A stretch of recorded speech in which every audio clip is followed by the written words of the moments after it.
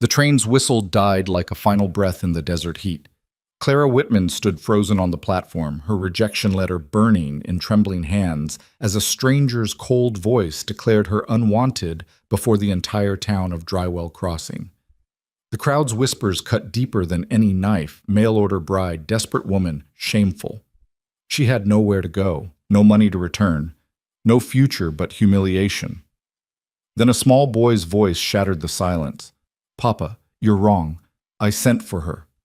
Every eye turned, every breath held, and in that moment, 3 broken souls collided in the unforgiving dust of 1882 Wyoming. If you want to see how a rejected woman and a grieving widower find redemption in the most unexpected way, stay with me until the very end. Hit that like button and comment what city you're watching from. I want to see how far this story travels. The July sun beat down on Drywell Crossing like a blacksmith's hammer on an anvil, relentless and unforgiving. Clara Whitman felt every degree of that heat pressing through her dark traveling dress as she stepped off the passenger car, her worn leather valise heavy in one hand, a carefully folded letter clutched in the other. The platform smelled of creosote and dust, and the boards beneath her feet groaned with the weight of arrival. Hers and a dozen other travelers who scattered quickly into the arms of waiting family. She stood alone. Her eyes scanned the small crowd that had gathered, searching for a face that matched the description in the letters. Tall, dark-haired, strong features weathered by ranch work and Wyoming wind. She'd memorized every detail during the 3-day journey from Philadelphia, reading and rereading the words until the paper had grown soft as cloth. "Miss Whitman?" The voice came from behind her, rough-edged and cold as January iron. Clara turned and her breath caught. The man before her was exactly as described, and nothing like she'd imagined. Ethan Cole stood a head taller than most men, his shoulders broad beneath a dust-covered work shirt, his face carved into hard angles by sun and something darker. Grief, perhaps. Or anger. His dark eyes held no warmth, no welcome, only a terrible, weary resignation. "Mr. Cole," Clara's voice wavered despite her determination to sound confident. She extended her hand. "I'm so pleased to finally—" "This is a mistake." He didn't take her hand, didn't even glance at it. His gaze fixed somewhere over her shoulder, as if looking directly at her would make the moment more real than he could bear. "I don't know who sent you those letters, but it wasn't me.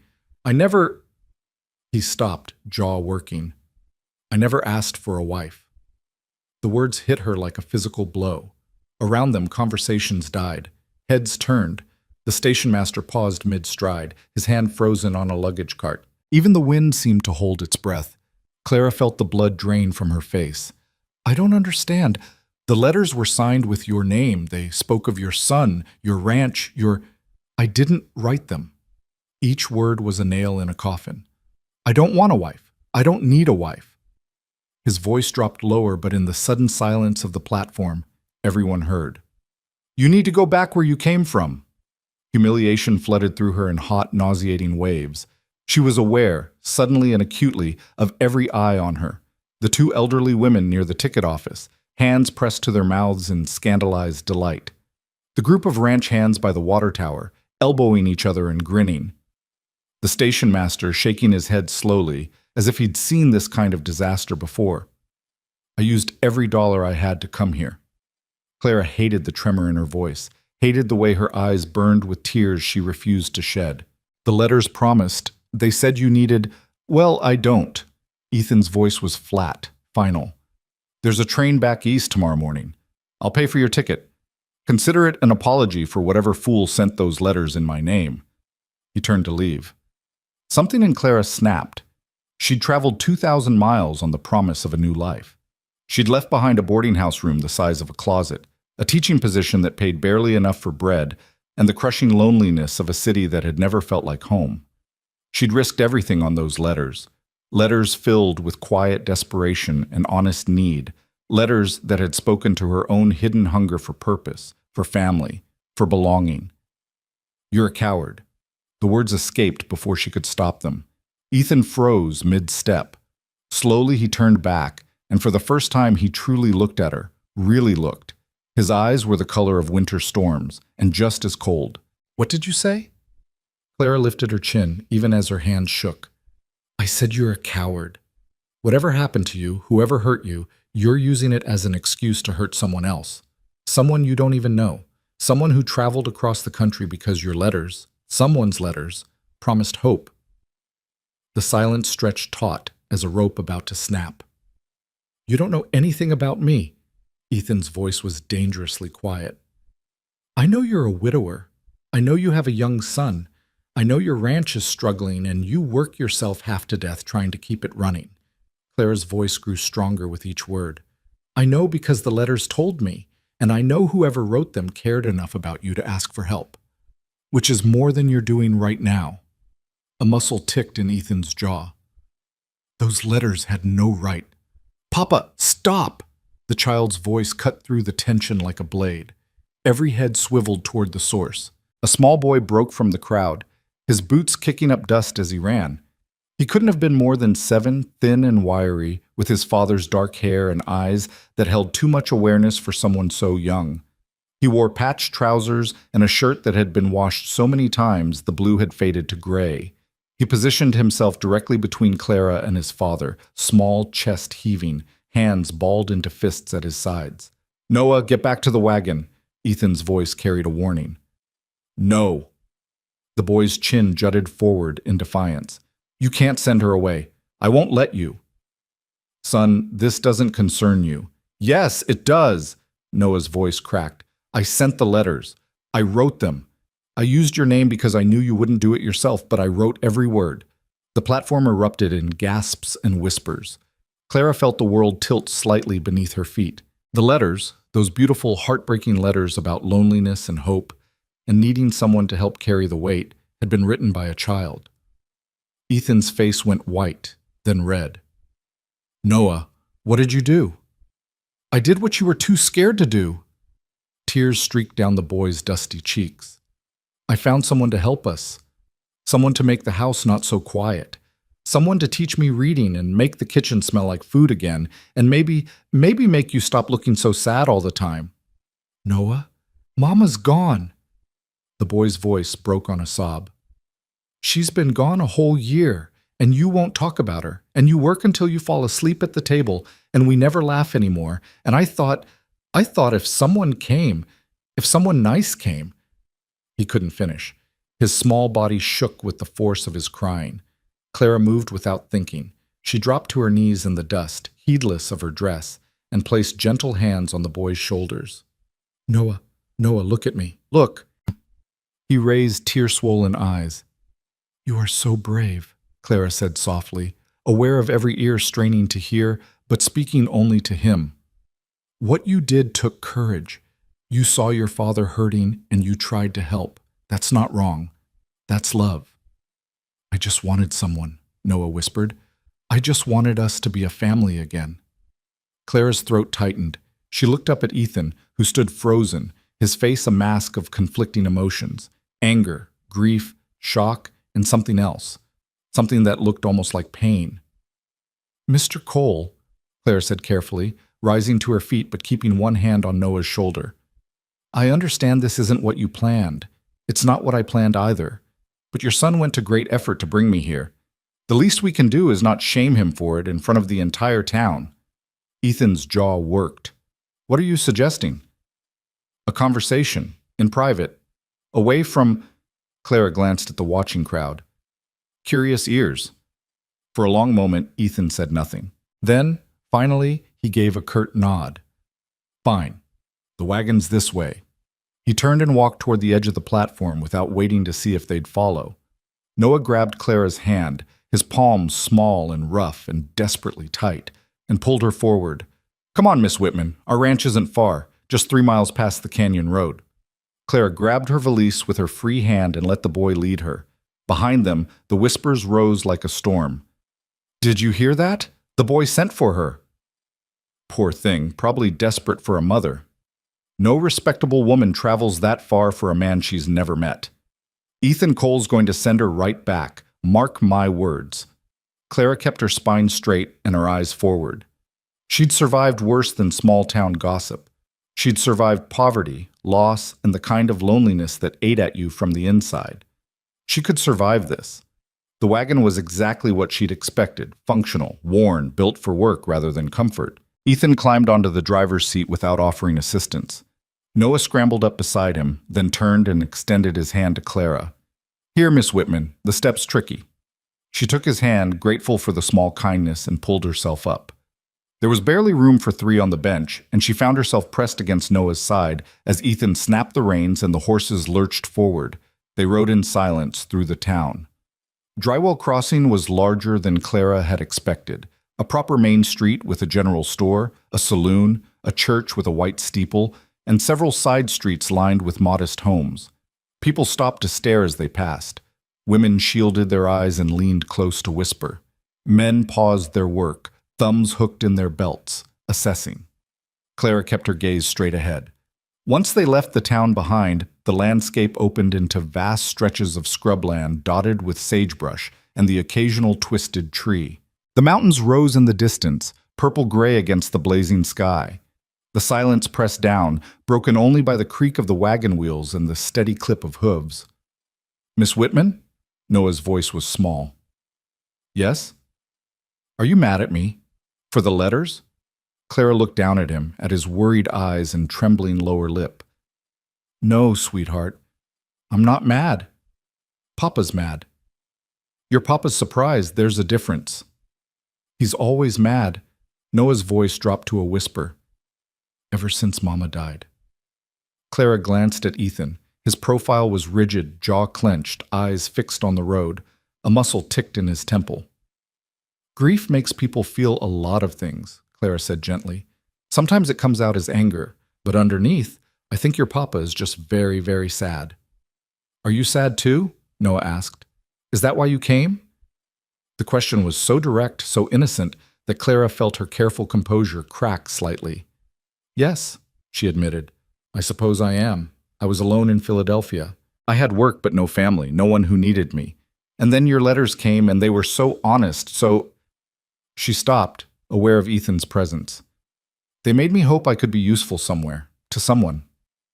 "You can be useful to us," Noah said with the absolute certainty of childhood. "You can teach me letters and numbers. Papa says I need schooling, but the town school's too far and he works too much to teach me proper.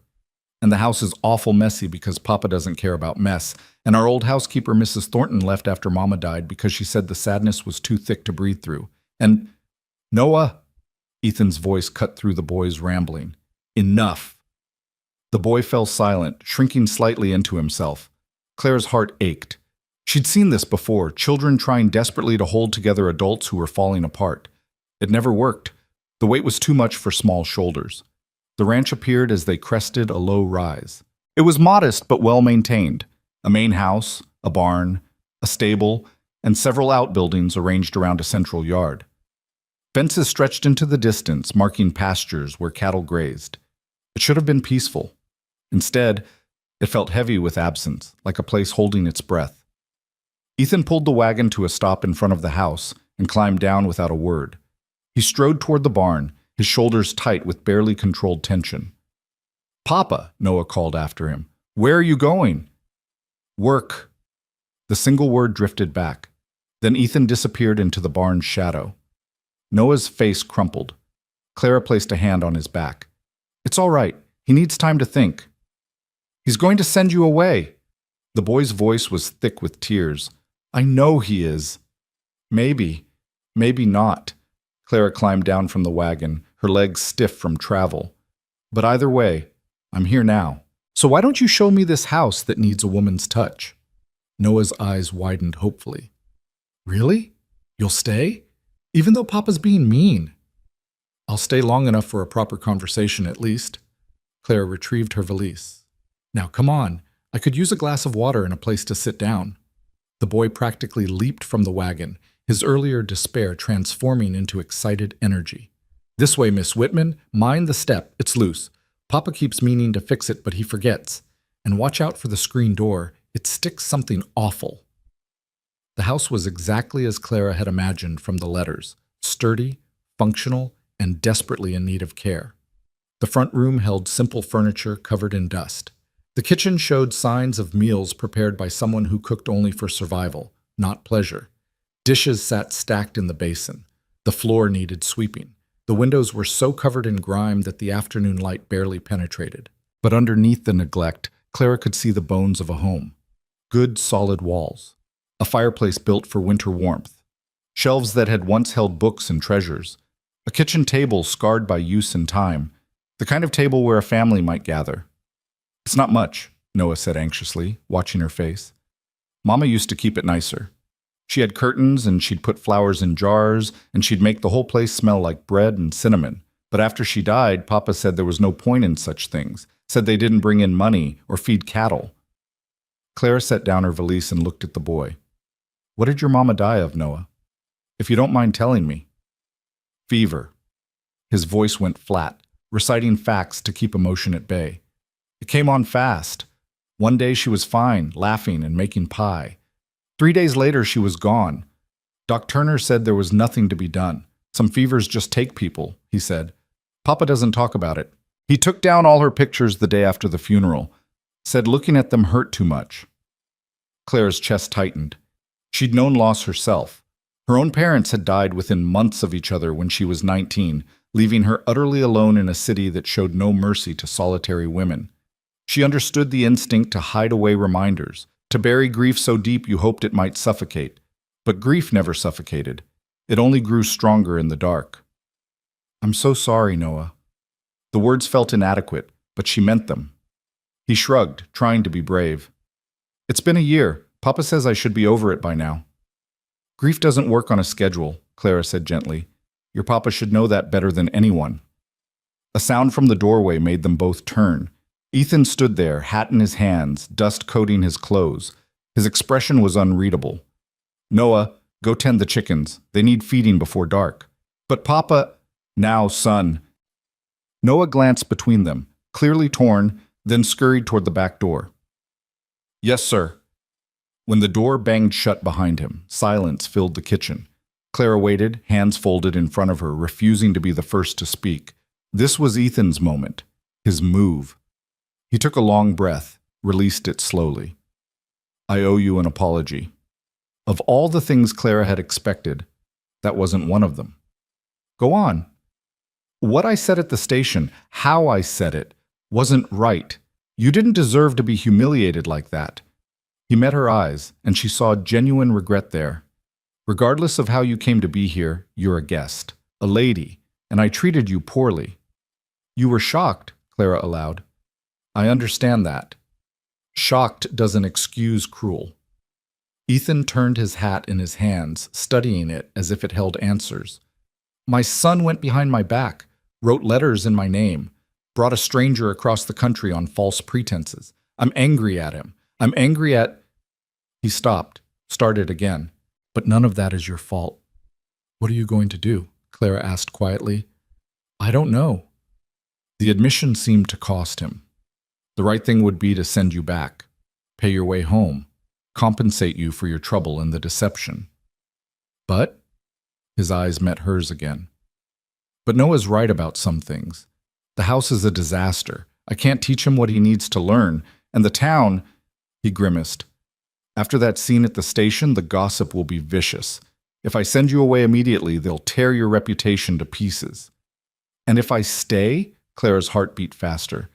"If you stay, they'll tear it to pieces in a different way." Ethan's voice was blunt. "Unmarried woman living under a widower's roof? They'll assume the worst. They'll make your life hell." "So we're trapped," Clara crossed her arms. "Either way, I'm ruined." "Not trapped. I'm giving you the choice."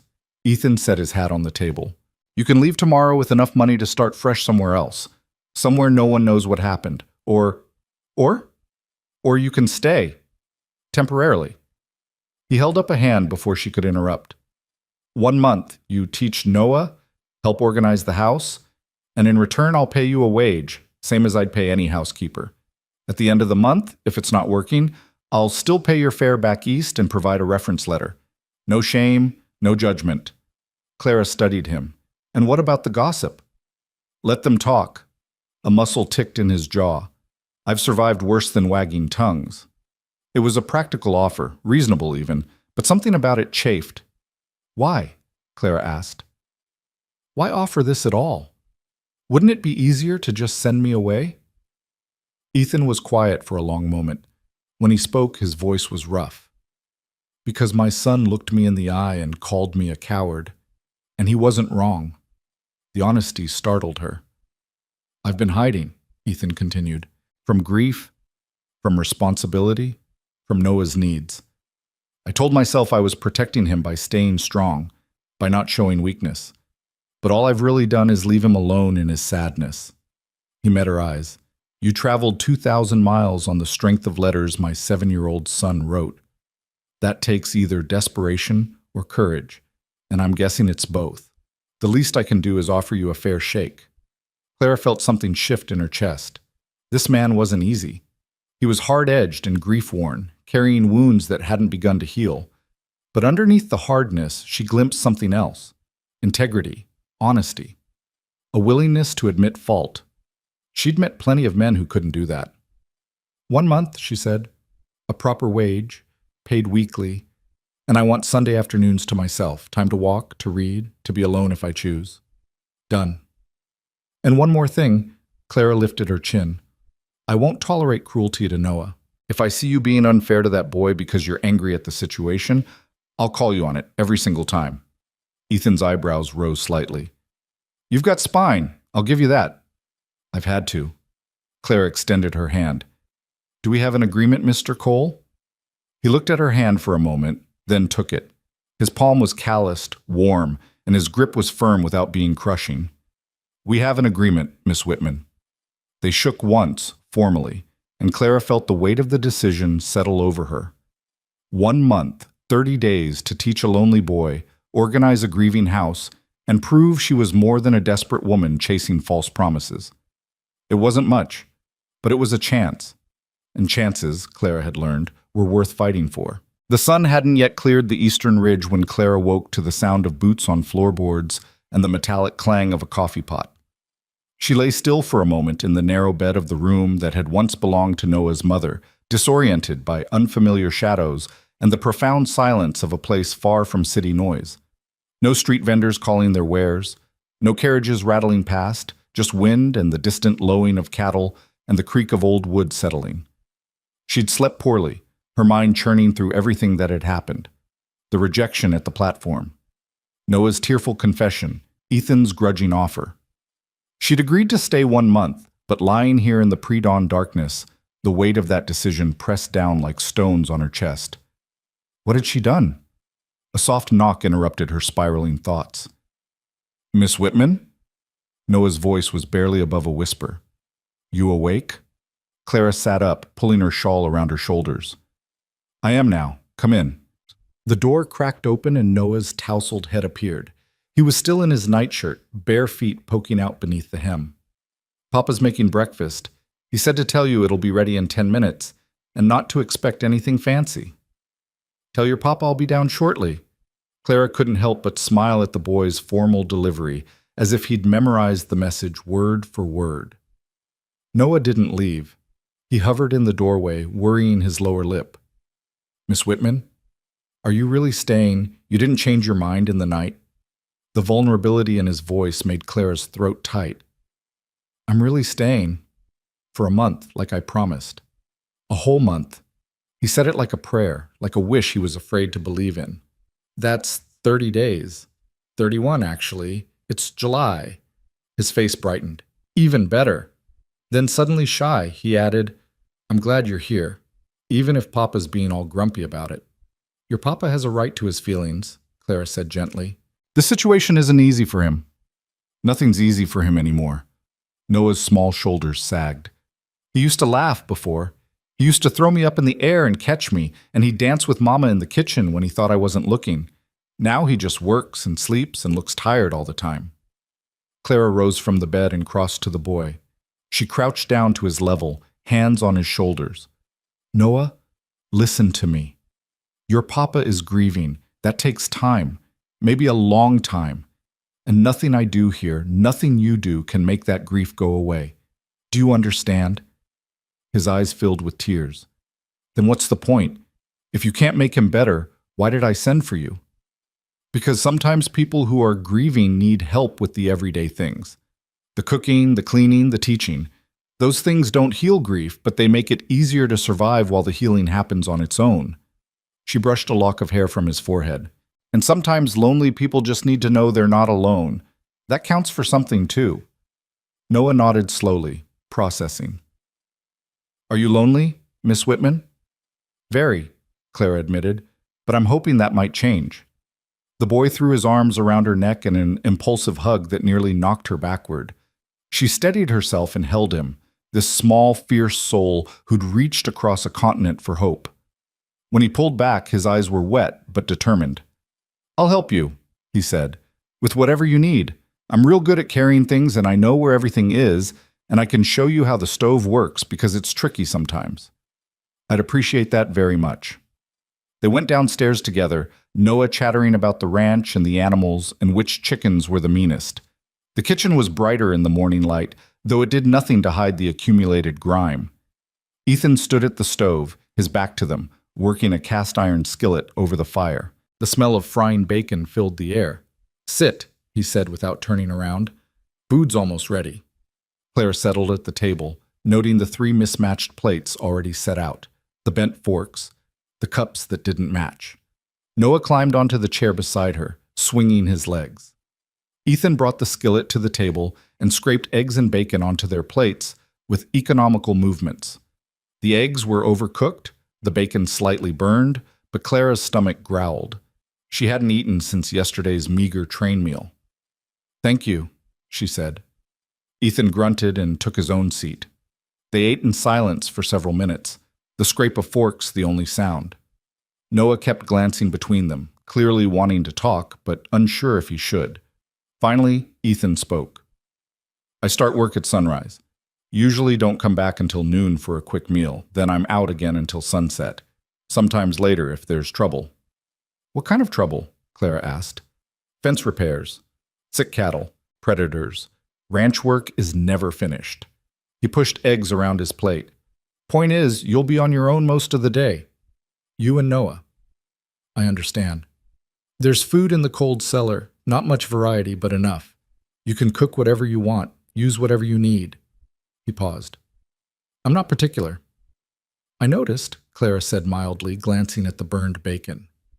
Ethan's eyes snapped to hers, surprised, and for just a moment she saw something that might have been amusement flicker across his face.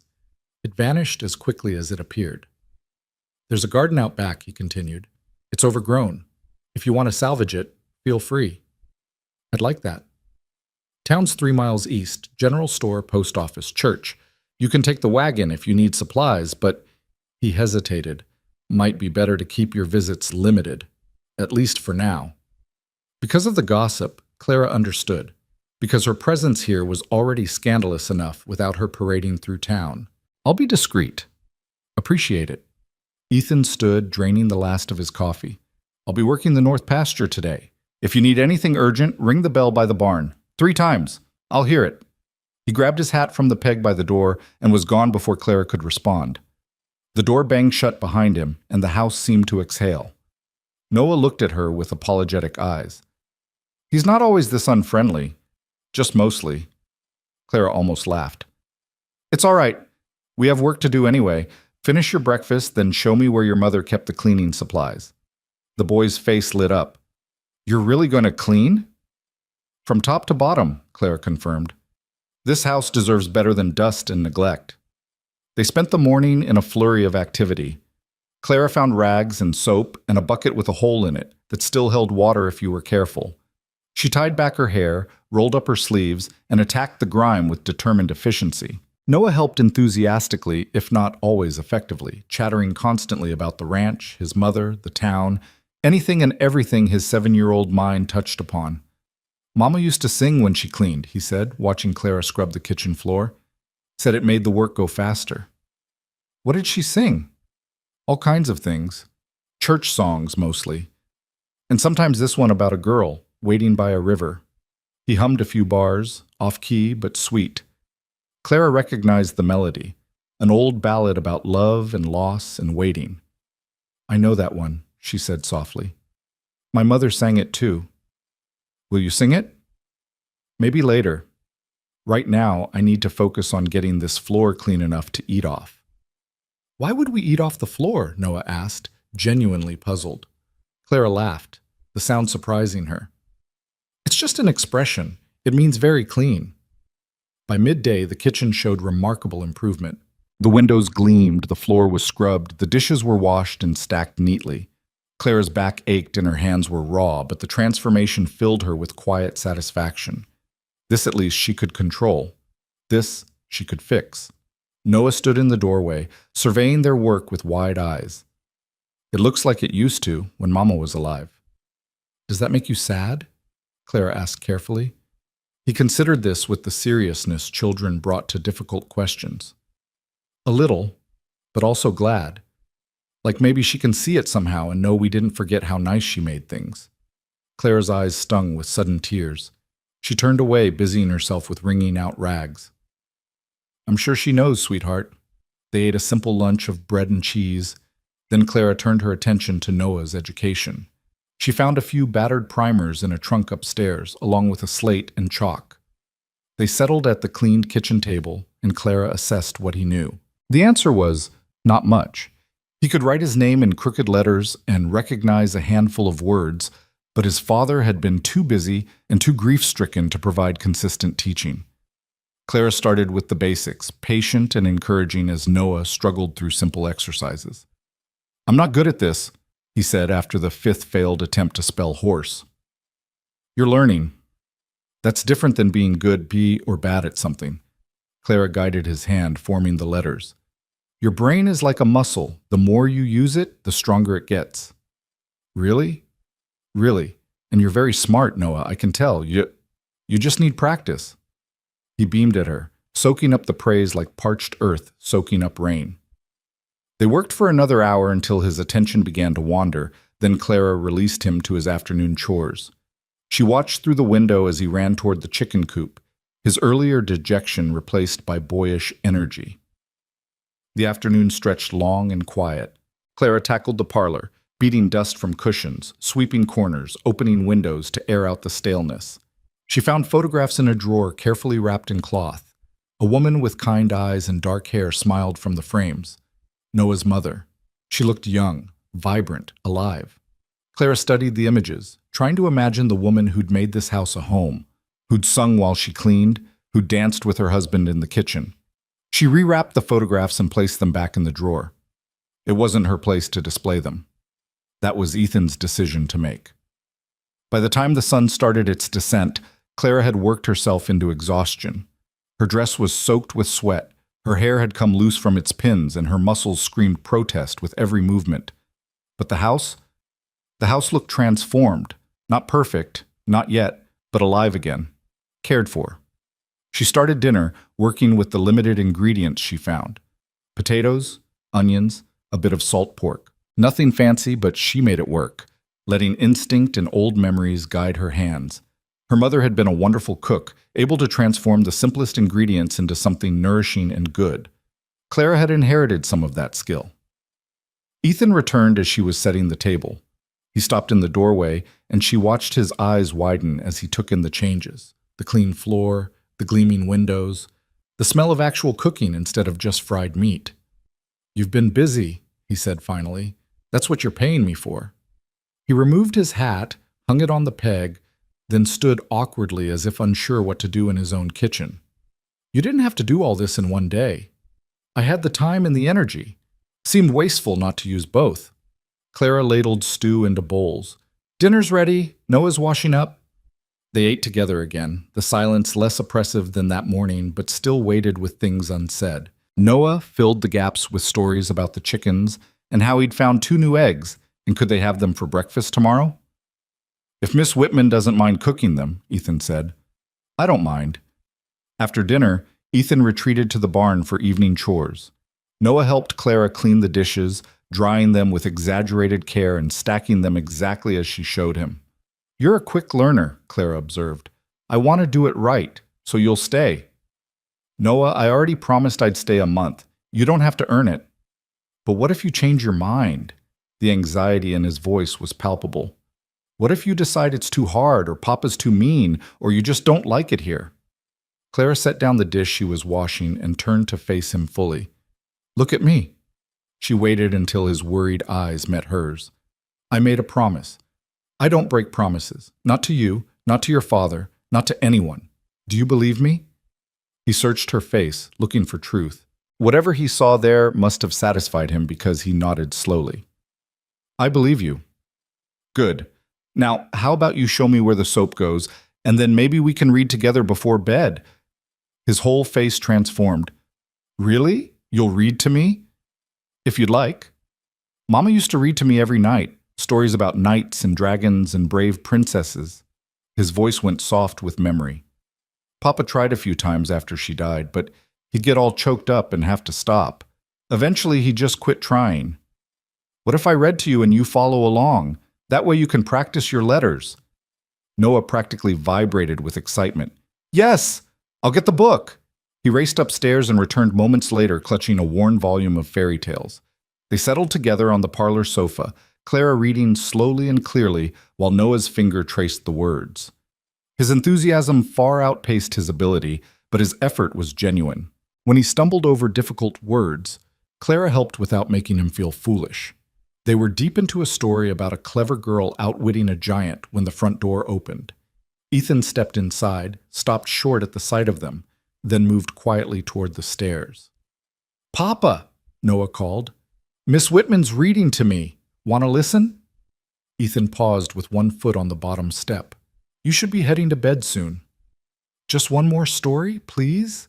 Noah, let him finish this one, Clara interjected quietly. We're almost to the end. Ethan's jaw tightened. For a moment she thought he'd refuse, assert his authority, send the boy to bed out of sheer stubbornness. But then he gave a curt nod and lowered himself into the chair across from them, his movements stiff with discomfort. Clara continued reading, acutely aware of his presence. She could feel his eyes on them, watching, assessing. Noah leaned against her side, completely absorbed in the story, occasionally gasping at exciting parts or laughing at the giant's foolishness. When she reached the final page, when the clever girl triumphed and returned home to her grateful family, Noah sighed with satisfaction. That was perfect. Time for bed, Ethan said, standing. School day tomorrow with Miss Whitman. Can we do reading again tomorrow night? Noah asked, looking between them hopefully. We'll see, Claire said. Now go on, brush your teeth and say your prayers. Noah hugged her quickly, impulsively, then scampered toward the stairs.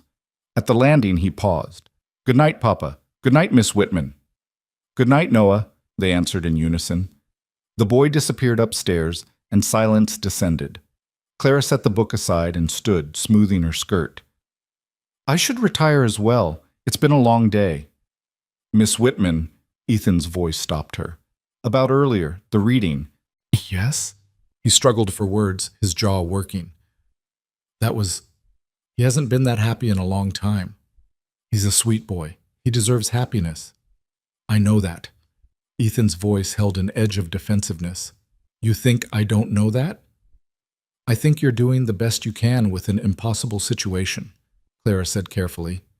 But grief makes us forget things, like how to read bedtime stories, like how to let ourselves enjoy small moments. You've been here one day. His eyes flashed. Don't presume to know what I've forgotten. You're right. I apologize. Clara held his gaze. But I've been where Noah is. I lost both my parents within 6 months of each other. I know what it's like to watch the surviving parent disappear into their sadness while you're left trying to hold the pieces together alone. Ethan's expression shifted, surprise replacing anger. You lost both parents. When I was 19, my father went first, his heart. My mother followed shortly after. The doctor said it was pneumonia, but I think it was a broken heart. Claire's voice steadied despite the old pain. I understand loss, Mr. Cole. Maybe not in the same way you do, but I understand it well enough. He was quiet for a long moment. I didn't know. How could you? We've barely spoken. She moved toward the stairs. I'll see you at breakfast. This time, he didn't stop her. The days that followed fell into a pattern. Ethan left before dawn and returned after dusk, speaking little, eating what she cooked without complaint or comment. Noah became her constant companion during daylight hours, eager to learn, starved for attention and affection. They worked through lessons in reading and arithmetic, tended the salvageable parts of the garden, cleaned room by room until the whole house shone. Claire discovered she had a talent for creating structure from chaos. Each day she made lists, established routines, found small ways to improve their circumstances. She mended Noah's torn clothes and discovered a sewing basket full of fabric scraps. She coaxed vegetables from the neglected garden. She learned the temperaments of the chickens and which cows were gentle enough for Noah to approach. The work exhausted her, but it also filled something hollow inside. She was needed here, useful. More than she'd been in years of lonely teaching positions where children came and went like tidewater, leaving no lasting mark. On Sunday afternoon, her promised time alone, Clara walked out past the pastures until the ranch buildings were distant shapes on the horizon. She found a spot beneath a twisted cottonwood tree and sat in the grass, letting the wind wash over her. The sky stretched enormous and blue, unmarked by city smoke or crowded buildings. The silence was profound.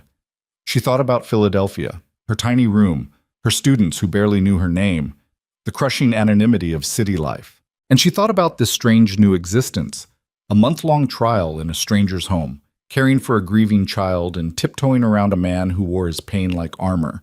It wasn't what she'd imagined when she'd read those letters. The letters had promised partnership, family, belonging. What she'd found was more complicated, harder, but also perhaps more real. She didn't regret coming. That surprised her. When she returned to the house as the sun dipped low, she found Noah on the porch steps, clearly waiting. His face brightened when he saw her. "I was worried you left for good. I told you I'd be back before dinner." "I know, but—" He shrugged, unable to articulate his fear. Clara sat beside him on the step. "Noah, I know trust is hard when people keep leaving, but I'm not going anywhere, not yet. But eventually you will, when the month's up." It was the truth, and Clara couldn't bring herself to lie. "Maybe. Or maybe your father and I will agree I should stay longer. We won't know until we get there." "What if I asked you to stay forever? Would you?" The question pierced her heart. "Oh, sweetheart, it's not that simple." "Why not?" "Because your father has to want that too, and right now he's just trying to survive each day." Noah picked at a splinter on the step. "Do you think he'll ever be happy again?" "I think happiness comes back slowly after great sadness, in small pieces, like watching you read a whole sentence without help, or tasting good food, or hearing you laugh." Clara bumped his shoulder gently. "It takes time." "I wish I could make it go faster." "I know, but you can't. None of us can." They sat together as the shadows lengthened, watching the sun paint the mountains gold and purple. It was peaceful in a way that made Clara's chest ache, this strange, complicated, temporary peace.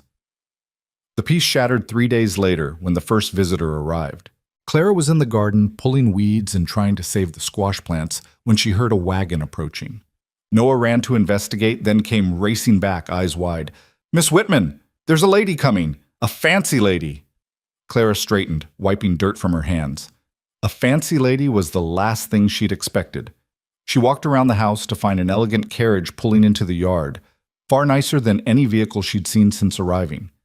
The woman who descended wore a dress that cost more than Clara made in 6 months, her hair arranged in perfect curls beneath a fashionable hat. She was beautiful, polished. Everything Clara was not. "You must be Miss Whitman," the woman said, her voice cultured and cool. "I'm Margaret Thornberry. My father owns the land adjacent to this property." "Pleased to meet you." Clara was acutely aware of her dirt-stained dress, her wind-tangled hair. Margaret's eyes swept over her with barely concealed disdain. "I heard the most interesting story in town, about a mail-order bride who arrived uninvited. I simply had to see for myself if it was true." The words landed like slaps. Clara kept her expression neutral. "I'm here as a housekeeper and teacher for Noah. Nothing more." "Of course." Margaret's smile didn't reach her eyes. "How very charitable of you. And of Ethan, to take in a woman of uncertain reputation." My reputation is my own concern. Perhaps, but Ethan's is mine. Margaret stepped closer, her voice dropping. We've had an understanding, he and I, since before his wife died, a respectable arrangement between two established families. Clara's stomach dropped. I wasn't aware. Why would you be? You're only the help, after all. Margaret's smile sharpened. But I thought you should know where things stand. Ethan will eventually need a proper wife. Someone who can navigate society, who understands this world. Not some desperate woman who answered a child's pitiful letters. The cruelty was breathtaking. Clara fought to keep her voice steady. If you and Mr. Cole have an understanding, perhaps you should discuss it with him. Oh, I will. We're having dinner tomorrow evening. A private dinner, you understand. You'll need to make yourself scarce. Take the boy to town or something. Mr. Cole hasn't mentioned any dinner plans. He will.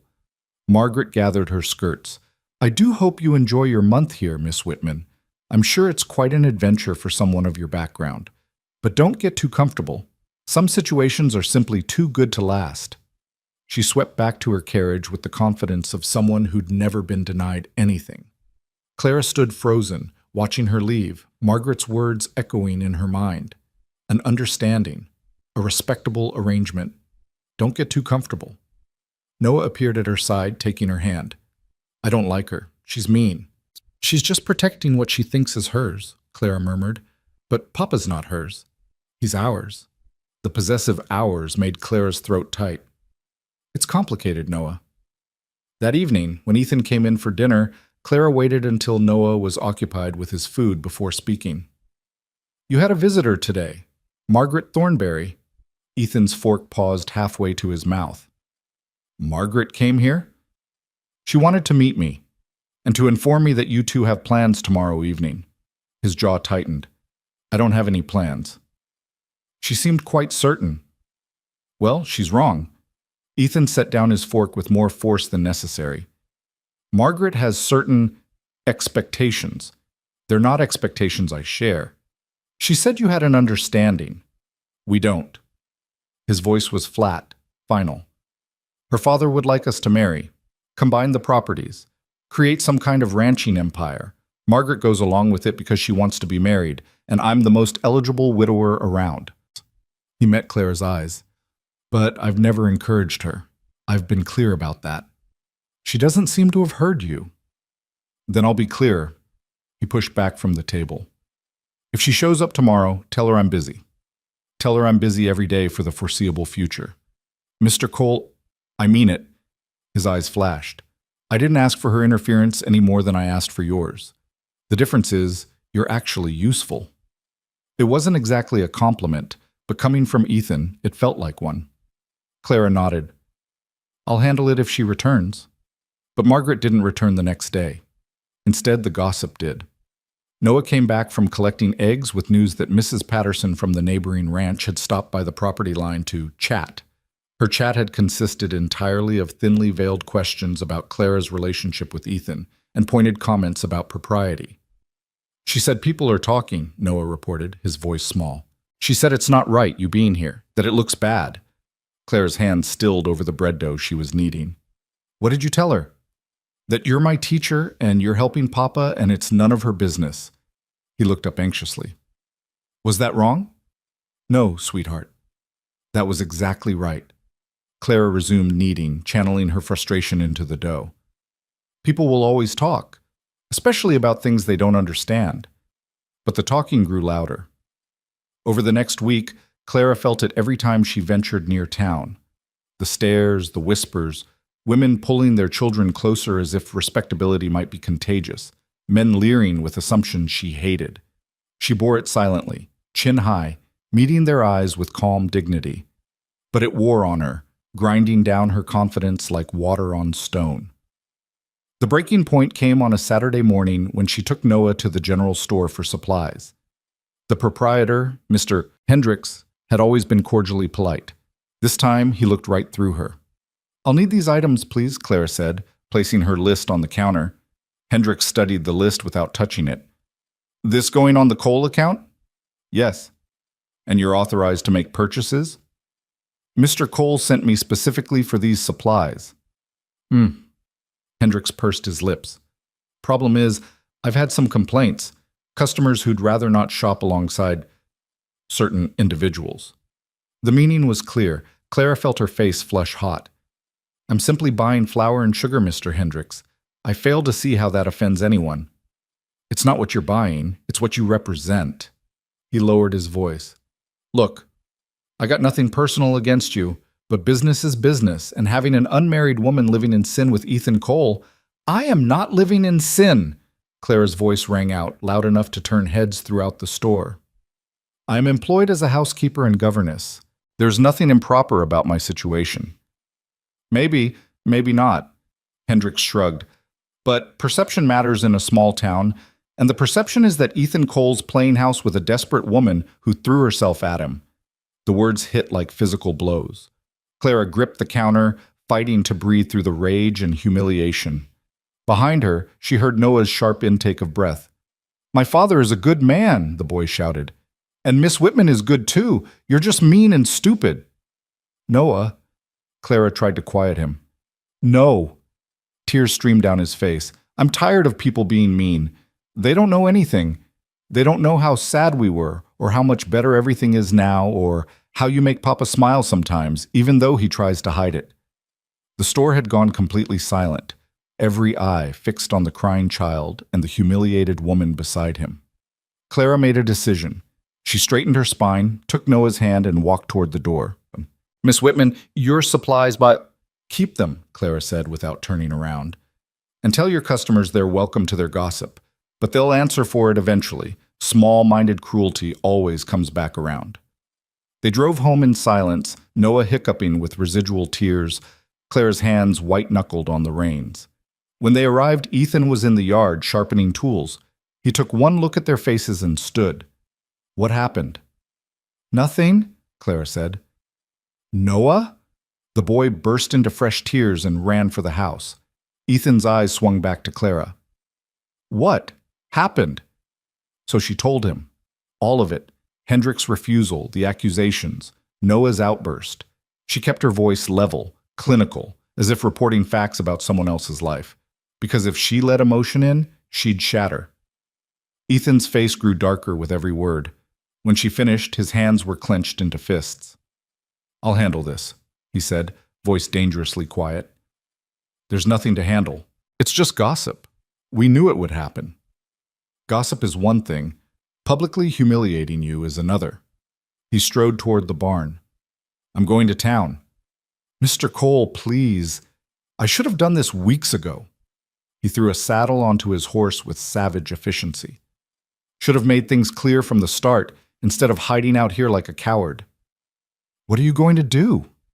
He swung up into the saddle, and for the first time since she'd arrived, Clara saw fire in his eyes instead of ash. I'm going to remind this town that Ethan Cole doesn't answer to their judgment, and neither do the people under my protection. He rode hard toward town, the horse's hooves throwing up dust that hung in the air like smoke. Clara watched until he disappeared over the ridge, her heart hammering against her ribs. She didn't know whether to feel grateful or terrified. Men defending a woman's honor in small towns could either silence gossip or ignite it into wildfire. Noah emerged from the house, eyes red and swollen. Is Papa going to yell at Mr. Hendricks? I don't know what he's going to do. Clara pulled the boy close. But whatever happens, it's not your fault. You understand? None of this is your fault. It feels like it is. If I hadn't sent those letters, you wouldn't be here getting hurt. If you hadn't sent those letters, I'd still be in Philadelphia, teaching children who didn't care and coming home to an empty room every night. Clara tilted his chin up so he had to meet her eyes. You gave me a chance at something better. Whatever price comes with that, I'll pay it willingly. They went inside together and tried to occupy themselves with normal tasks. Clara attempted to bake bread, but her hands shook too badly to knead properly. Noah sat at the table with his primer, staring at the same page for 20 minutes without turning it. The minutes crawled past like wounded things. Ethan returned as the sun touched the western mountains, his face unreadable. He dismounted slowly, methodically unsaddled his horse, and walked to the house with measured steps. Clara met him at the door, searching his expression for clues. Well? She asked when the silence became unbearable. It's handled. What does that mean? He brushed past her into the kitchen, poured water from the pump, and drank deeply before answering. I had a conversation with Hendricks. Made it clear that you speak for this household and your credit is as good as mine. He won't refuse you again. And the rest of it, the accusations? Ethan set down the cup with careful precision. I may have mentioned that spreading lies about my employees would result in me taking my business elsewhere, permanently, and that I'd encourage my neighbors to do the same. You threatened him. I stated facts. His jaw was set, stubborn. Hendricks runs the only general store for 20 miles. He needs customers more than we need his particular store. He understood the economics. Clara sank into a chair, torn between relief and worry. You didn't have to do that. Yes, I did. Ethan finally looked at her directly, and the intensity in his eyes stole her breath. You came here on good faith. You've worked harder than anyone I've ever hired. You've brought my son back to life when I'd given up on the possibility. I'll be damned if I let small-minded gossips drive you away because they've got nothing better to do than speculate about other people's business. The words landed like stones in still water, rippling outward, changing the shape of everything. Clara felt something shift between them, some invisible line being crossed. Thank you, she managed. Don't thank me. I should have done it 3 weeks ago. He moved toward the stairs, then paused. For what it's worth, Miss Whitman, you were right. At the station, that first day, I was a coward, hiding from grief, from responsibility, from every damn thing that mattered. But I'm done hiding. He climbed the stairs before she could respond, leaving Clara alone with the weight of his confession. That night, sleep eluded her completely. She lay in the darkness, listening to the house settle and creak, her mind churning. Ethan's defense had bought them breathing room, but it couldn't erase the fundamental problem. She was an unmarried woman living under his roof. No matter how proper their arrangement, no matter how many witnesses swore to her virtue, the situation remained scandalous. 1 month, they'd agreed. 2 weeks remained. And then what? The question haunted her through the following days. The gossip didn't stop, but it grew more cautious, confined to whispers behind hands rather than open confrontation. Clara continued her work, teaching Noah, managing the household, coaxing the garden into reluctant productivity. But she felt the clock ticking down, counting off hours until decision time. Ethan remained distant but less hostile. He thanked her for meals, commented on the improvements to the house, even sat with them one evening while Clara read to Noah, though he said nothing and left as soon as the story ended. Small things. Incremental things. But after weeks of cold silence, they felt monumental. On a Thursday morning, exactly 2 weeks before her trial month ended, a rider arrived bearing official-looking papers. Clara was hanging laundry when Noah came running. Miss Whitman, there's a man here with documents for Papa. He looks important. Clara wiped her hands and followed him to the yard where a stern-faced man in a city suit sat atop a black horse. Ethan emerged from the barn, squinting against the sun. Ethan Cole? The man asked. That's me. I'm Lawrence Finch, Land Office Inspector. He dismounted and pulled papers from his saddlebag. I'm here to conduct an assessment of your homestead claim. Ethan's expression went carefully blank. Assessment? I proved up on this land 3 years ago, filed all the proper paperwork. New territorial guidelines require periodic review of claims, particularly those involving moral fitness. Finch's tone was bureaucratic, disinterested. There have been complaints filed regarding the moral character of this household. Clara felt ice slide down her spine. Beside her, Noah pressed against her side. What kind of complaints? Ethan's voice was dangerously quiet. Anonymous complaints alleging violation of decency standards, specifically the housing of an unmarried woman in a manner suggesting impropriety. Finch consulted his papers. According to Territorial Statute 14-7, homestead claims can be revoked if the claimant demonstrates persistent moral failings that render them unfit for land stewardship. That's insane, Clara burst out. I'm an employee, a housekeeper and teacher. There's nothing immoral about that arrangement. Finch barely glanced at her. Perhaps not in theory, but perception matters in frontier communities. The territory has standards to uphold. Whose standards? Ethan stepped forward, hands clenched. Who filed these complaints? As I said, they're anonymous, but multiple sources have raised concerns. Finch tucked the papers back into his bag. I'll be conducting interviews in town over the next few days, speaking with neighbors, business owners, community leaders. If the assessment concludes that moral violations have occurred, you'll have 30 days to remedy the situation before revocation proceedings begin. This is ridiculous, Ethan said. You can't take a man's land because of gossip. The law says we can, Mr. Cole, and we will if circumstances warrant. Finch remounted his horse. I suggest you consider your options carefully. There are solutions, of course. Proper marriage would eliminate all concerns, or dismissal of the woman in question. Either would satisfy the moral requirements. He rode away, leaving them standing in shocked silence. Clara felt numb, disconnected from her body. This couldn't be happening.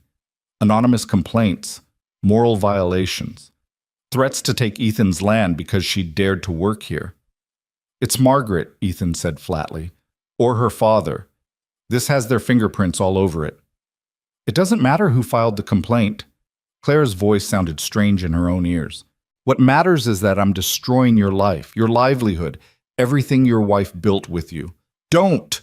Ethan's voice cracked like a whip. Don't you dare make this your fault. Isn't it? If I'd just gone back to Philadelphia that first day, then Noah would still be drowning in loneliness, and I'd still be working myself to death to avoid feeling anything. He ran a hand through his hair, frustration radiating from every line of his body. You heard what he said. Marriage or dismissal. Those are the only options that satisfy their precious moral standards. Clara wrapped her arms around herself. Then I'll leave. Today. Right now. Before the assessment is complete. That should be enough to— No! Noah's voice cut through her words. He stood rigid, small fists clenched at his sides. You promised you'd stay a month. You promised. Sweetheart, circumstances have changed. I don't care. Tears streamed down his face. Everyone leaves. Mama left, and now you're leaving, and soon Papa will be so sad he'll leave too, even if his body stays, and I'll be all alone again. Noah! Ethan reached for him, but the boy jerked away. I hate this. I hate all of it. He ran toward the house, slamming the door behind him hard enough to rattle the frame. Clara and Ethan stood in the empty yard, the dust settling around them. A hawk circled overhead, crying out in a voice that sounded like grief. There's a third option, Clara said finally, forcing the words past the tightness in her throat. The one Finch mentioned. Marriage. Ethan's head snapped toward her. What? Not a real marriage. Not in any meaningful sense. She kept her gaze fixed on the horizon, unable to look at him. A legal arrangement, partnership for practical purposes. It would satisfy the moral requirements, protect your claim, and give Noah the stability he needs. You can't be serious. I'm completely serious. She finally met his eyes. Think about it logically. You need someone to manage the household and teach Noah. I need employment and a place to belong. Marriage would legitimize what we're already doing and silence the gossip permanently. Marriage is sacred, Ethan said roughly. It's vows and promises and sometimes it's survival, Clara interrupted. My grandmother married my grandfather after her first husband died in a mining accident. She had 3 children to feed and he needed help on his farm. They were honest about what it was, a practical arrangement between 2 people who respected each other. They built a good life. Eventually, they even built love. Eventually, Ethan's voice was hollow. After how long? Does it matter? We're not talking about love, Mr. Cole. We're talking about solving a problem that threatens everything you've worked for. Clara steadied her voice. I'm offering a solution, a fair one. You get to keep your land and Noah gets stability. I get security and purpose. No one has to leave. No one has to lose anything. Except freedom. What freedom? You're already trapped by grief and work and judgment. I'm trapped by poverty and gossip and lack of options. She stepped closer. At least this trap would have some dignity to it. Ethan stared at her like she'd grown a second head. You'd really do this? Bind yourself legally to a man you barely know, in a marriage that's nothing but paperwork, just to solve my problem? It's not just your problem anymore, it's mine too. The moment I stepped off that train, it became mine. Clara lifted her chin. And yes, I'd do it. I'd rather be a wife in name only than go back to the life I left behind. The confession hung between them, raw and honest. Ethan searched her face, looking for something she couldn't name. "I need time," he said finally. "To think, to—" He shook his head. "This isn't a decision to make lightly. We don't have much time. Finch will complete his assessment within days." "I know."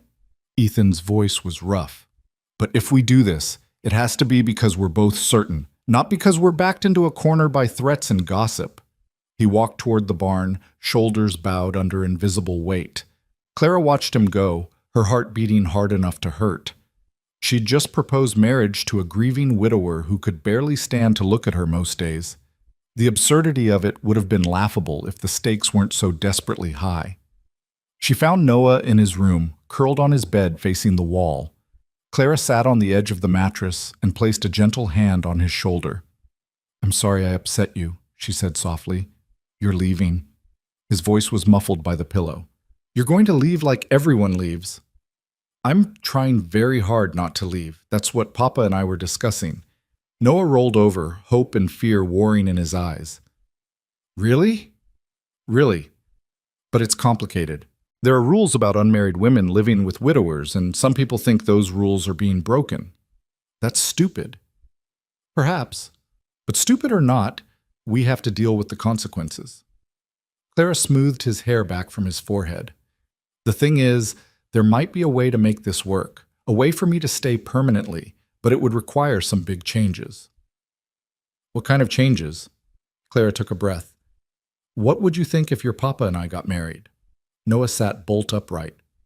"Married? Like Mama and Papa were married?" "Sort of, but different." "How did you explain a marriage of convenience to a 7-year-old? "It would be a partnership. Your Papa and I would be married legally, which would solve all the problems with me living here. But we'd still be the same people doing the same things we do now, running the ranch, teaching you, managing the household.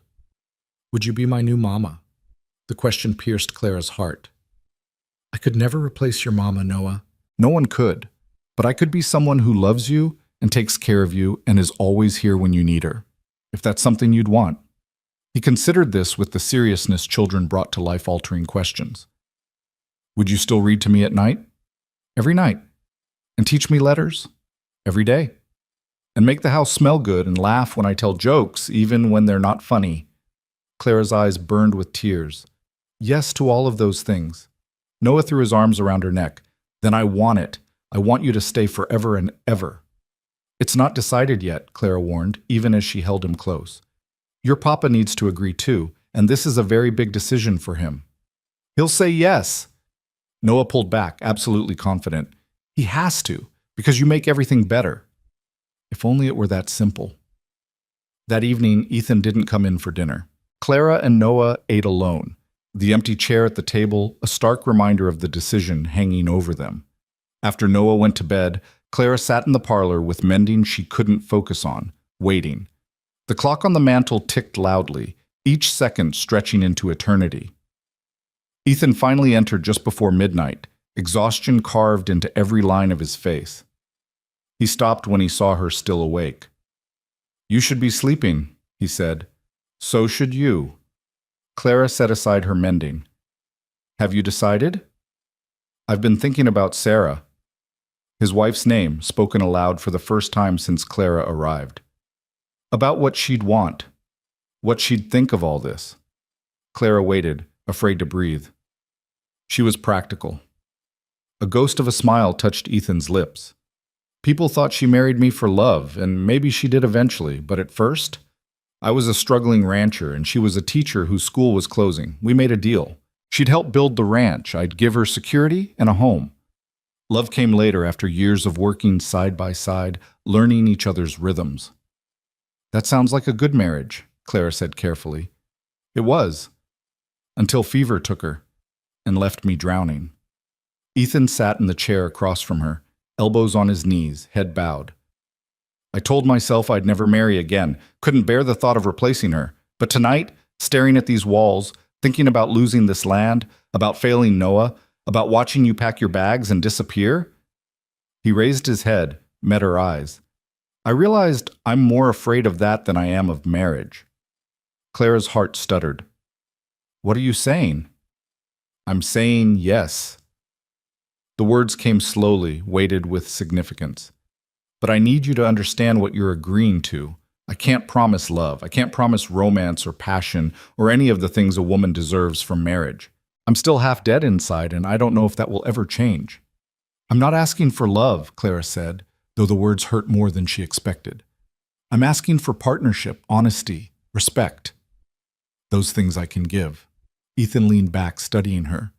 We'd need rules, boundaries. This would be a business arrangement, legal and binding, but practical in nature. Agreed. What kind of boundaries? Separate rooms, separate lives in most respects. You'd manage the household and teach Noah. I'd run the ranch. We'd present a united front to the town, but in private, he paused. In private, we'd be colleagues, not husband and wife in any real sense. It was exactly what Clara had proposed, but hearing it stated so baldly made her chest ache with unexpected loss. Still, she nodded. That seems fair. If circumstances change, if either of us becomes unhappy with the arrangement, we'd discuss it honestly. No pretending, no martyrdom. Agreed. And Noah. Ethan's voice softened. He can't get his hopes up about us becoming a real family. A father and mother in love. He needs to understand this is different. He's 7, Clara said gently. He'll hope regardless of what we tell him, but we can be honest about the nature of our partnership. Ethan nodded slowly. Then I suppose we're engaged. The word sounded foreign, almost ridiculous given the circumstances. Clara nearly laughed, but the sound died in her throat when she saw Ethan's expression. He looked terrified and resigned in equal measure, a man stepping off a cliff because the alternative was drowning. When? She asked. Soon, before Finch completes his assessment. Tomorrow, if possible. The circuit judge passes through Drywell Crossing every Friday. If we catch him, we can make this legal before anyone can interfere. Tomorrow. Clara's mind reeled. 24 hours from now, she'd be married to a man who'd rejected her on a train platform 5 weeks ago. A man who still loved his dead wife. A man who was only agreeing to this to save his land and satisfy bureaucratic moral requirements. All right, she heard herself say. Tomorrow. Ethan stood, moving toward the stairs with heavy steps. At the landing, he paused. Miss Whitman? Clara. It was the first time he'd used her given name. It sounded strange in his rough voice, intimate despite the distance between them. Yes? Thank you for offering this, for being willing to... He struggled for words. You're saving more than just the land. You know that, right? I hope so, Clara whispered. He climbed the stairs, leaving her alone in the lamplight. She sat for a long time, staring at her hands, trying to process what she'd set in motion. Tomorrow she'd become Clara Cole, wife to a widower, stepmother to a grieving boy, partner in a marriage built on necessity rather than love. It wasn't what she'd dreamed of as a girl, but girls' dreams rarely survived contact with the harsh realities of women's lives. This was what she had. This was what she'd choose, and she would make it enough. The next morning broke clear and cold despite the summer season. Clara rose before dawn and dressed in her best dress, a simple blue cotton she'd brought from Philadelphia. It wasn't a wedding dress, but it would have to do. She braided her hair carefully, pinned it up, and stared at her reflection in the small mirror. She looked the same. That seemed wrong somehow. Shouldn't a woman look different on her wedding day? Noah knocked softly, then peeked in. His eyes widened when he saw her. You look pretty, Miss Whitman. Thank you, sweetheart. Clara turned from the mirror. Are you ready? I think so. He fidgeted with his shirt buttons. Is it wrong that I'm excited? Mama's only been gone a year and I'm excited about you marrying Papa. Clara knelt in front of him, taking his hands. Your mama would want you to be happy. She'd want all of us to be happy. This isn't replacing her or forgetting her, it's just moving forward. There's a difference. Will you tell me about her sometimes? About Mama? If your papa's willing to share those stories, I'd love to hear them too. They found Ethan already in the kitchen, dressed in what must have been his wedding suit from years ago. It was slightly tight across the shoulders, showing how much hard labor had broadened his frame. He looked uncomfortable and formal and achingly vulnerable. The wagon's ready, he said without preamble. Judge Morton agreed to marry us at the courthouse at 9 o'clock. We should leave soon. The ride to town was silent, except for Noah's occasional questions, which both adults answered in monosyllables. Clara watched the landscape roll past and tried not to think about the enormity of what they were about to do. Legal. Binding. Permanent. Unless it wasn't. Unless they hated it. Hated. Unless... She cut off the spiraling thoughts. No point borrowing trouble from an uncertain future. Drywell Crossings Courthouse was a modest stone building that also served as the land office and jail. Judge Morton waited on the steps, a portly man with kind eyes and a practical demeanor. 2 witnesses stood beside him, locals Clara vaguely recognized from church. Mr. Cole, Miss Whitman. The judge nodded to each. I understand you're here for a marriage ceremony. Yes, sir, Ethan said. And you're both entering this union of your own free will, with clear minds and honest intentions? Clara and Ethan exchanged a glance. Honest intentions. Was pragmatic survival honest enough? Yes, they said together. Very well, let's proceed. Judge Morton opened his book of ceremonies. We'll keep this brief unless you prefer something more elaborate. Brief is fine, Ethan said quickly. The ceremony was perfunctory, almost businesslike. Standard vows about commitment and partnership, nothing about love or passion or till death do them part. Clara was grateful for the omission. She could promise to honor and respect. Love felt like a bridge too far.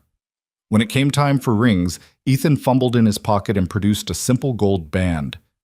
Not his first wife's ring, Clara noticed with relief. Something new, probably purchased hastily that morning. He slid it onto her finger with hands that shook slightly.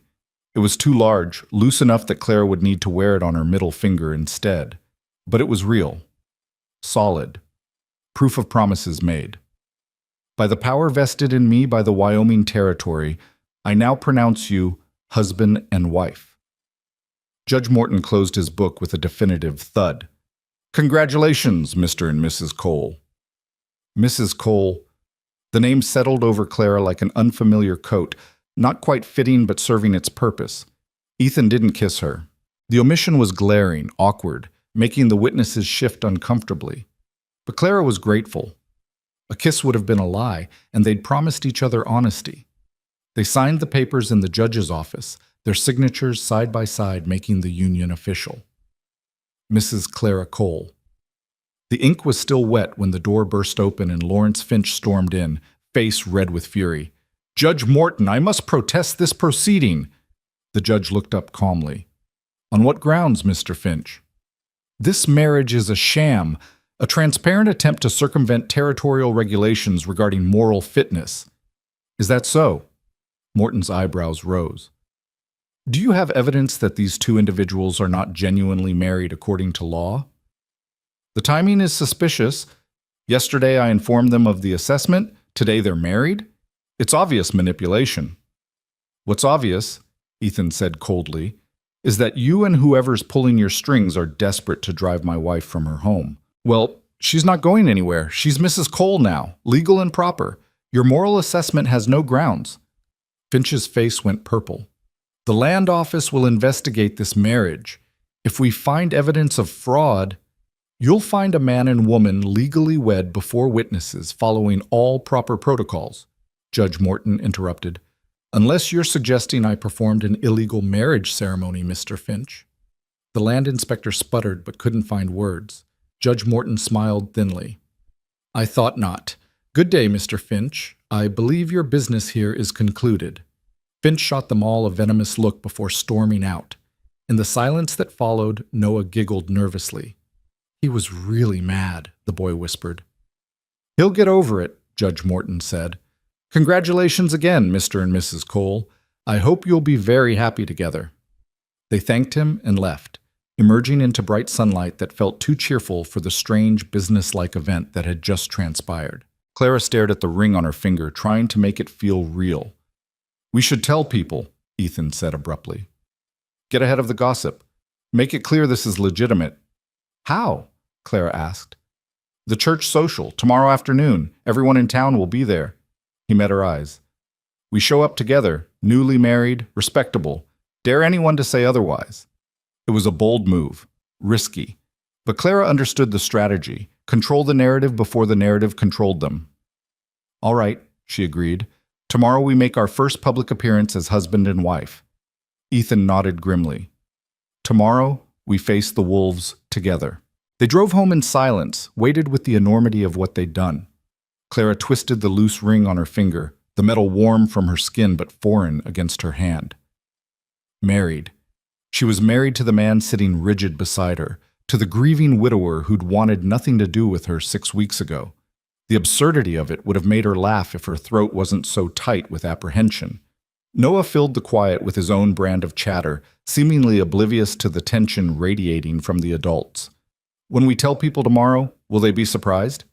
I bet Mrs. Patterson will nearly faint. She's always fainting at surprising news. Remember when the Hendersons' cow had twin calves? She fainted right there in the church aisle. That's enough, son, Ethan said, though his tone lacked its usual sharpness. When they reached the ranch, Ethan helped Clara down from the wagon with careful formality, his hand steady under her elbow. The touch was brief, proper, and yet it sent awareness skittering up her arm. They were married now, legally bound. The thought made her dizzy. I need to check the north fence, Ethan said abruptly, already turning toward the barn. There's been coyote activity. It's past noon, Clara pointed out. You haven't eaten. I'll manage. He paused, not looking at her. You should rest. Tomorrow will be difficult. Then he was gone, disappearing into the barn's shadow like a man fleeing something he couldn't name. Clara stood in the yard, the sun beating down on her shoulders, and felt the weight of their arrangement settle like stones in her chest. This was her marriage, this distance, this careful avoidance. She'd agreed to it, proposed it even, but standing here alone on her wedding day made the reality cut deeper than she'd anticipated. He's scared, Noah said softly, slipping his hand into hers. I know, sweetheart. Are you scared too? Clara looked down at the boy, at his two knowing eyes. A little. Change is always frightening, even when it's necessary. But you're not going to leave. No. I made promises today. I keep my promises. She squeezed his hand. Come on, let's make something special for dinner. Your papa needs to eat whether he admits it or not. They spent the afternoon cooking, Noah helping with genuine enthusiasm as Clara prepared the best meal she could manage with their limited supplies. Roasted chicken from their own coop, potatoes from the garden she'd coaxed back to life, biscuits that rose golden and perfect. Not a wedding feast, but a marker nonetheless. This day mattered, even if the marriage was built on practicality rather than romance.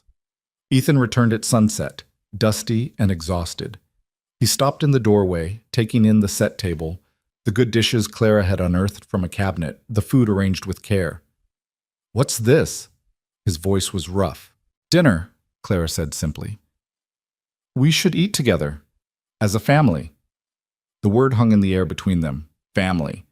They weren't, not really, but they were pretending to be, and sometimes pretending was the first step toward truth. Ethan washed at the pump, then took his seat without comment.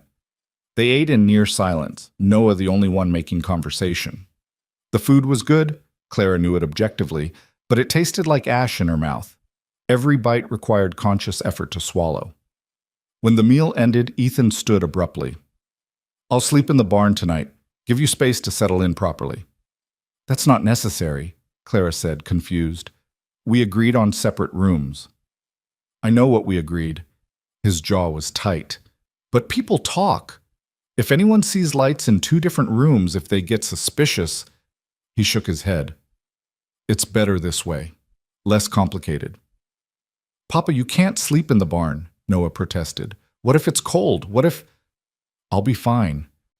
Ethan grabbed his hat. I've slept in worse places. He looked at Clara, his expression unreadable. Lock the doors.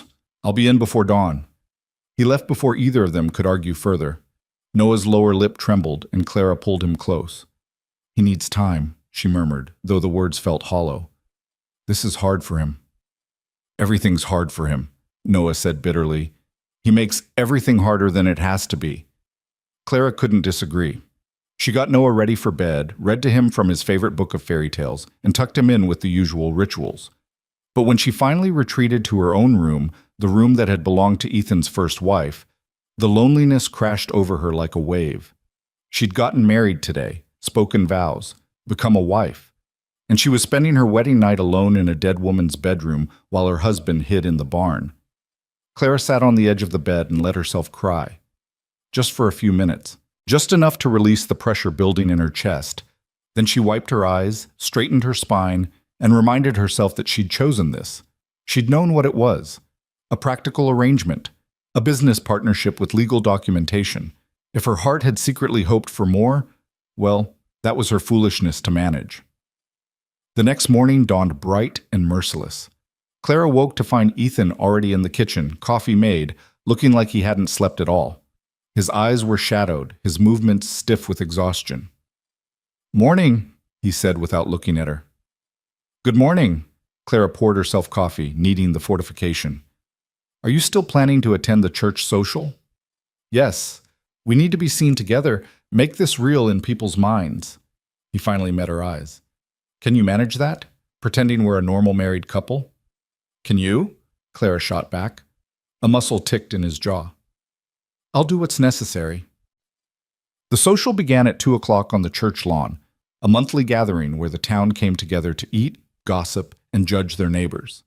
Clara dressed carefully in her second-best dress, pinned her hair with extra care, and tried to calm her racing heart. This would be their first public appearance as Mr. and Mrs. Cole, the first test of their pretense. Noah bounced with excitement, oblivious to the undercurrents. "Everyone's going to be so surprised. Can I tell them? Can I be the one to say it?" "We'll make the announcement together," Ethan said. "All three of us." They arrived fashionably late, a strategic choice. Most of the town was already gathered, spread across blankets and clustered in conversation groups.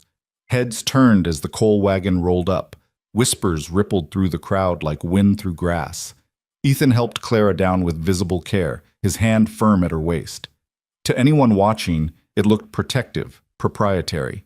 Only Clara felt the tension in his touch, the way his fingers trembled slightly before he released her. "Ready?" he murmured.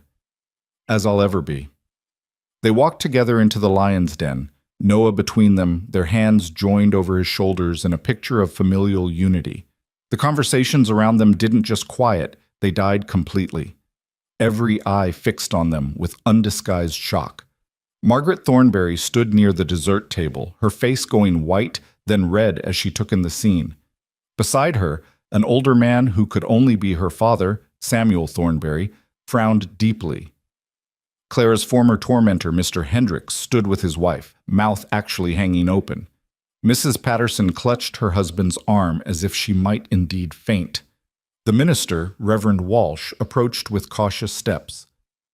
"Ethan, Miss Whitman," he said carefully, "we weren't expecting to see you both." "It's Mrs. Cole now, Reverend," Ethan said clearly, his voice carrying across the suddenly silent gathering. "We were married yesterday morning by Judge Morton. I wanted to introduce you all to my wife." The announcement hit like a thunderclap. Gasps rippled through the crowd. Margaret Thornberry made a sound between a gasp and a sob. Samuel Thornberry's face went apoplectic. "Married?" Mrs. Patterson's voice was shrill with disbelief. "But you barely know each other." "We know each other well enough," Clara said, lifting her chin. "I've been managing Mr. Cole's household for over a month. We developed mutual respect and decided to formalize our partnership." "Partnership?" Margaret spat the word like poison. She pushed through the crowd, her elegant dress swishing. "You mean you manipulated your way into his bed and his bank account? Everyone knows what you are, what kind of woman travels across the country to trap a man." "That's enough." Ethan's voice cracked like a whip. "You will not speak to my wife that way." "Your wife?" Margaret's laugh was ugly. "For how long, Ethan? Until she's bled you dry? Until she's replaced every memory of Sarah? Or maybe that's already happened. Maybe you couldn't wait to forget the woman who actually loved you." The cruelty of it stole Clara's breath. But before she could respond, before Ethan could move, Noah stepped forward. "Miss Thornberry, you're being mean." His young voice rang clear and strong. Clara's good and kind, and she makes Papa smile sometimes when he thinks I'm not looking. She teaches me reading and makes the house feel like a home again, and she never tries to replace Mama because nobody could. But Mama's gone and we're still here, and we deserve to be happy too." Silence crashed down. Margaret stared at the boy, her face a mask of fury and humiliation. Noah didn't back down, his small shoulders squared, protecting the woman who'd become his champion. "Noah's right," Ethan said into the quiet. "My son wrote to Clara because he saw what I couldn't see, that we needed help, that grief was destroying us. She came here in good faith and has shown nothing but integrity and hard work. Yesterday, I made her my wife because I respect her. I value her, and I'll be damned if I let this town's gossip drive away someone who's brought light back into our lives." "How convenient," Samuel Thornbury finally spoke, his voice dripping with disdain. "You marry her the day after the land office inspector visits. Some might call that suspicious timing." "Some might call it good sense," Ethan shot back. "Finch came here with manufactured complaints designed to intimidate me into making choices that served someone else's interests. I chose differently. I chose my family." "Family," Margaret's voice broke. "You don't know the meaning of the word. Sarah was your family. Sarah loved you, stood by you, built this ranch with you, and you've replaced her with this nobody from nowhere who answered a child's desperate letter. Sarah's gone." Ethan's voice rang out with anguish he'd kept bottled for a year. "She's been gone for 12 months and nothing I do will bring her back. I loved her. I'll always love her. But she's not here, and I am, and Noah is, and we have to keep living. Clara understands that. She's not trying to replace Sarah or erase her memory. She's just trying to help us survive." Tears streaked down Margaret's face. "You were supposed to be mine. Our fathers arranged it. We were supposed to unite the properties, build something together." "I never agreed to that arrangement," Ethan said more gently. "Your father wanted it. Maybe you wanted it, but I never did. I'm sorry if that hurts you, but I won't lie about it to spare your feelings." Reverend Walsh stepped forward, clearly trying to restore some semblance of order. "Perhaps we should all take a breath. This is a time for celebration, not confrontation. The Coles have announced their marriage. As a community, we should offer our congratulations and support." But the crowd remained frozen, torn between scandal and propriety. Clara felt the weight of their judgment, their speculation, their barely concealed disgust. She'd known it would be difficult, but the reality was worse than imagination. These people hated her, resented her, saw her as an interloper, a usurper, a woman who'd stolen something that didn't belong to her. "I think we should leave," she murmured to Ethan. "No." His voice was firm. "We came here to be seen, to establish our legitimacy. We're not running away." He took Clara's hand, lacing their fingers together in full view of everyone. The touch was warm, solid, anchoring. "My wife and I are going to get some food and enjoy this social. Anyone who has a problem with that is welcome to leave." It was a direct challenge. For a long moment, no one moved. Then slowly, Mrs. Henderson, a widow who ran the boarding house, stepped forward. "Congratulations, Ethan, Clara," she said warmly. "Marriage is always worth celebrating, regardless of how it comes about.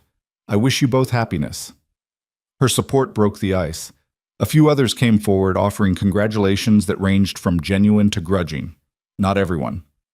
Margaret stormed off with her father in tow. Several families made excuses and left entirely.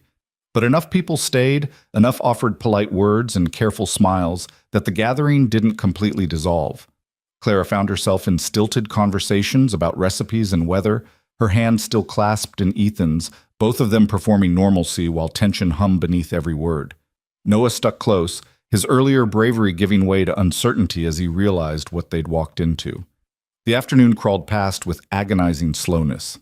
Finally, mercifully, Ethan declared it was time to head home. They said their goodbyes, collected their wagon, and left under the weight of dozens of watching eyes. No one spoke during the ride home. Noah fell asleep against Clara's side, exhausted by the emotional ordeal. Clara stared at the horizon and tried not to think about Margaret's tears, Samuel Thornbury's fury, the way half the town had looked at her like she was something unclean. "You did well," Ethan said quietly, as the ranch came into view. "I felt like I was on trial." "You were. We both were. He glanced at her, his expression softer than she'd seen it. But we survived. That counts for something.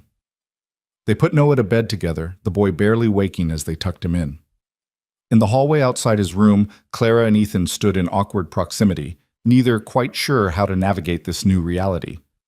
"I'll sleep in the house tonight," Ethan said, "in Sarah's old sewing room. It's small, but it'll do. We need to maintain appearances even when no one's watching, in case anyone decides to spy." "That seems wise." Clara twisted her wedding ring.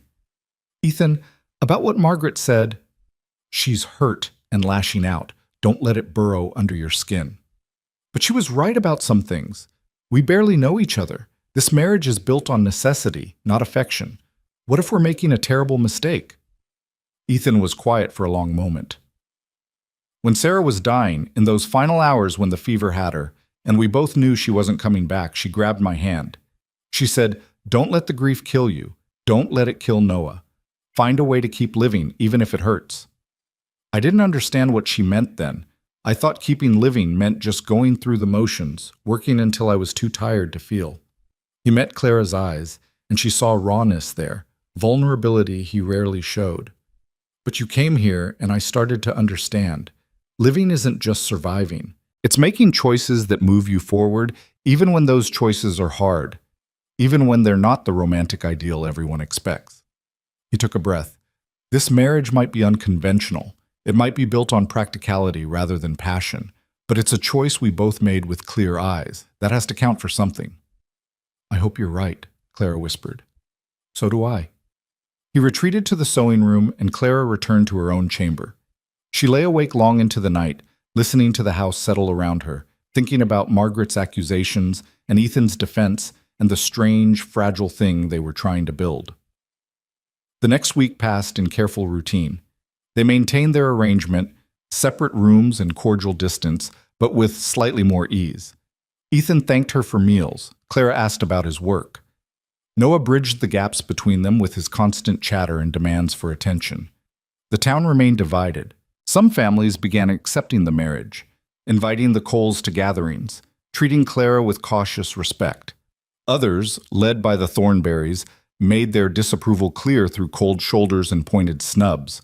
Clara learned to navigate the social minefield with practiced grace. She kept her head high, her manner pleasant but firm. She refused to cower or apologize for her existence. Then, 2 weeks after the wedding, Lawrence Finch returned. Clara was in the garden when she saw him riding up, accompanied by 2 other official-looking men. Her stomach dropped. She wiped her hands on her apron and went to find Ethan, who was working in the barn.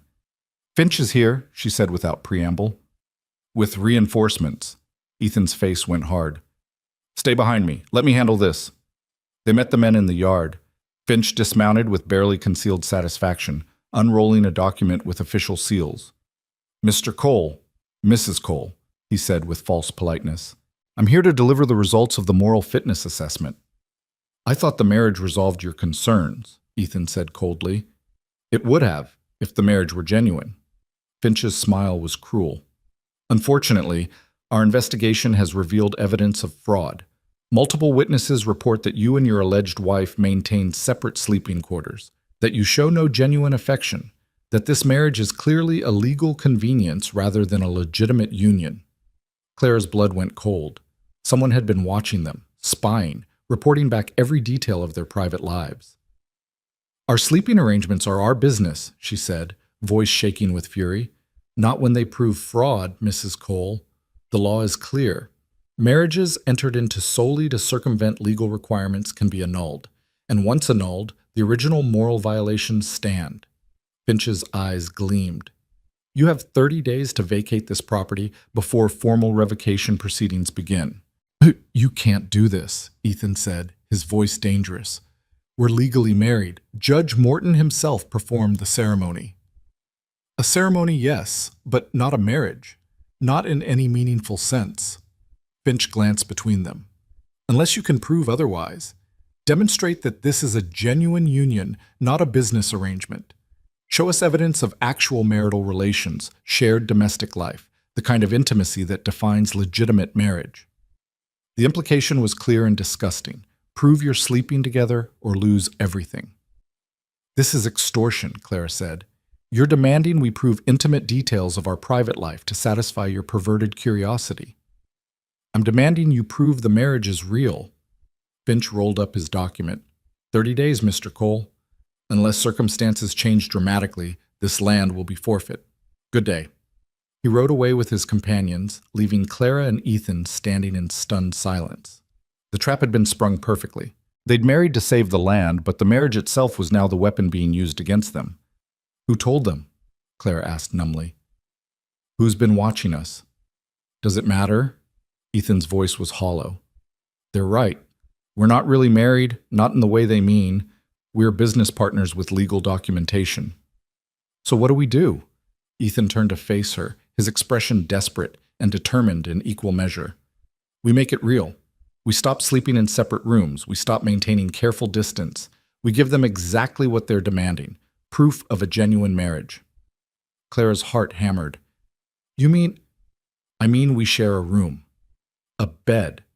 We act like actual husband and wife, not colleagues who happen to be legally bound.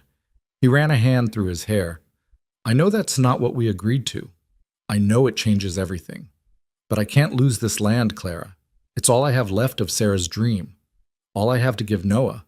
You're asking me to give up the boundaries we established, the protection those boundaries provided. I'm asking you to help me save everything we've built. His eyes pleaded with her. I know it's not fair. I know I have no right, but I'm asking anyway. Clara stared at him, her mind racing. She'd agreed to a marriage of convenience, not a real marriage. She'd agreed to partnership, not intimacy. But now he was asking her to cross lines she'd thought safely drawn.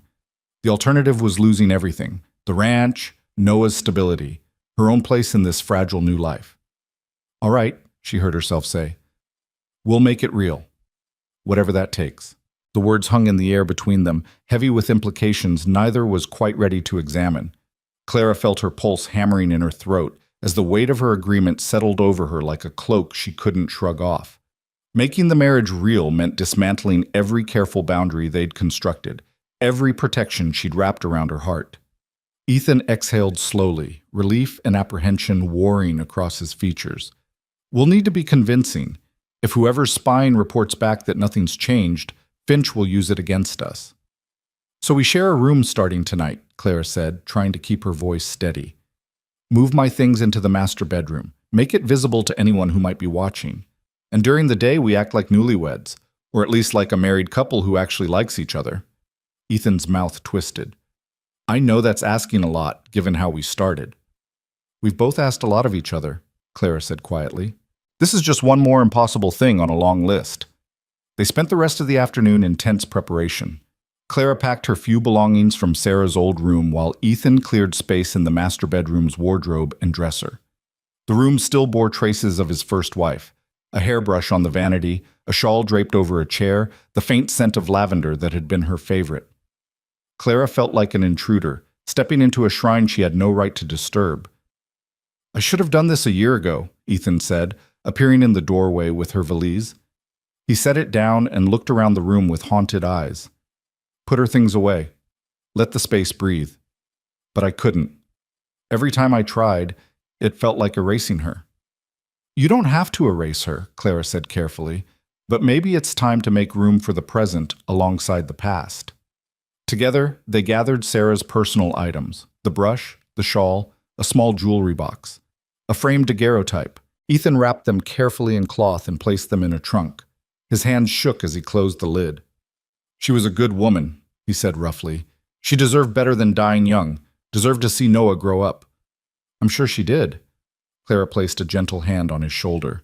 And I'm sure she'd want you to keep living, to be happy, even if that happiness looks different than what you planned. Ethan covered her hand with his own, the touch brief but genuine. Thank you. For understanding, for not resenting her memory. How could I resent someone I never knew? Someone who clearly loved you and Noah so much. Clara squeezed his shoulder before pulling away. Now, let's make this room ours, both of us, together.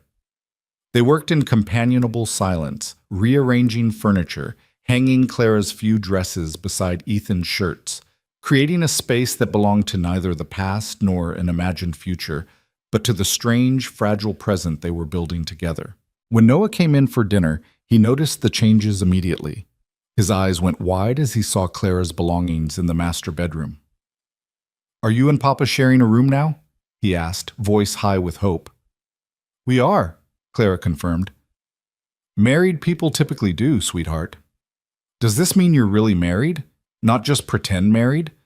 The question was more perceptive than a 7-year-old should have been capable of. Clara exchanged a glance with Ethan, who crouched down to Noah's level. "We were always really married," Ethan said carefully, "but we're still getting to know each other, still figuring out how to be a family. That takes time. You understand?" Noah nodded slowly. "Like how you said mama and you started as friends and became love later?" "Exactly like that." Ethan's voice was rough with emotion. "Clara and I are building something together. It might not look like what other people expect, but it's real, and it's ours." The boy threw his arms around both of them, pulling them into an awkward three-way embrace. "I'm glad. I was worried you'd send her away like you tried to do at the train station." "Never," Ethan said, meeting Clara's eyes over Noah's head. "She's family now. Family stays." That night, after Noah was asleep, Clara and Ethan faced the reality of sharing a bed for the first time. The room felt impossibly small, despite its generous size.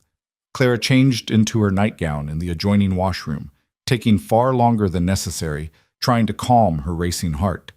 When she emerged, Ethan was already in bed, carefully positioned on the far edge, his back to her side. He'd left the lamp burning low. "I won't touch you," he said without turning around. "I know this is uncomfortable enough without—" He stopped, searching for words. "We'll maintain what privacy we can." Clara slipped beneath the covers on her side, maintaining as much distance as the mattress allowed. "Thank you." They lay in rigid silence, both acutely aware of the other's presence. Clara stared at the ceiling, counting her breaths, trying to ignore the warmth radiating from Ethan's body, the sound of his breathing, the impossible intimacy of sharing a bed with a man who was legally her husband but emotionally still a stranger. "Clara?" His voice was soft in the darkness. "Yes? I'm sorry. For all of it. For how we started. For the position you're in now, for asking more than I have any right to ask." "We're both asking impossible things of each other," Clara whispered. "That makes us even." She heard him shift slightly.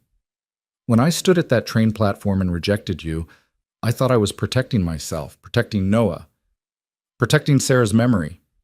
But all I was really doing was being afraid." "Afraid of what?" "Of living. Of letting anyone else in.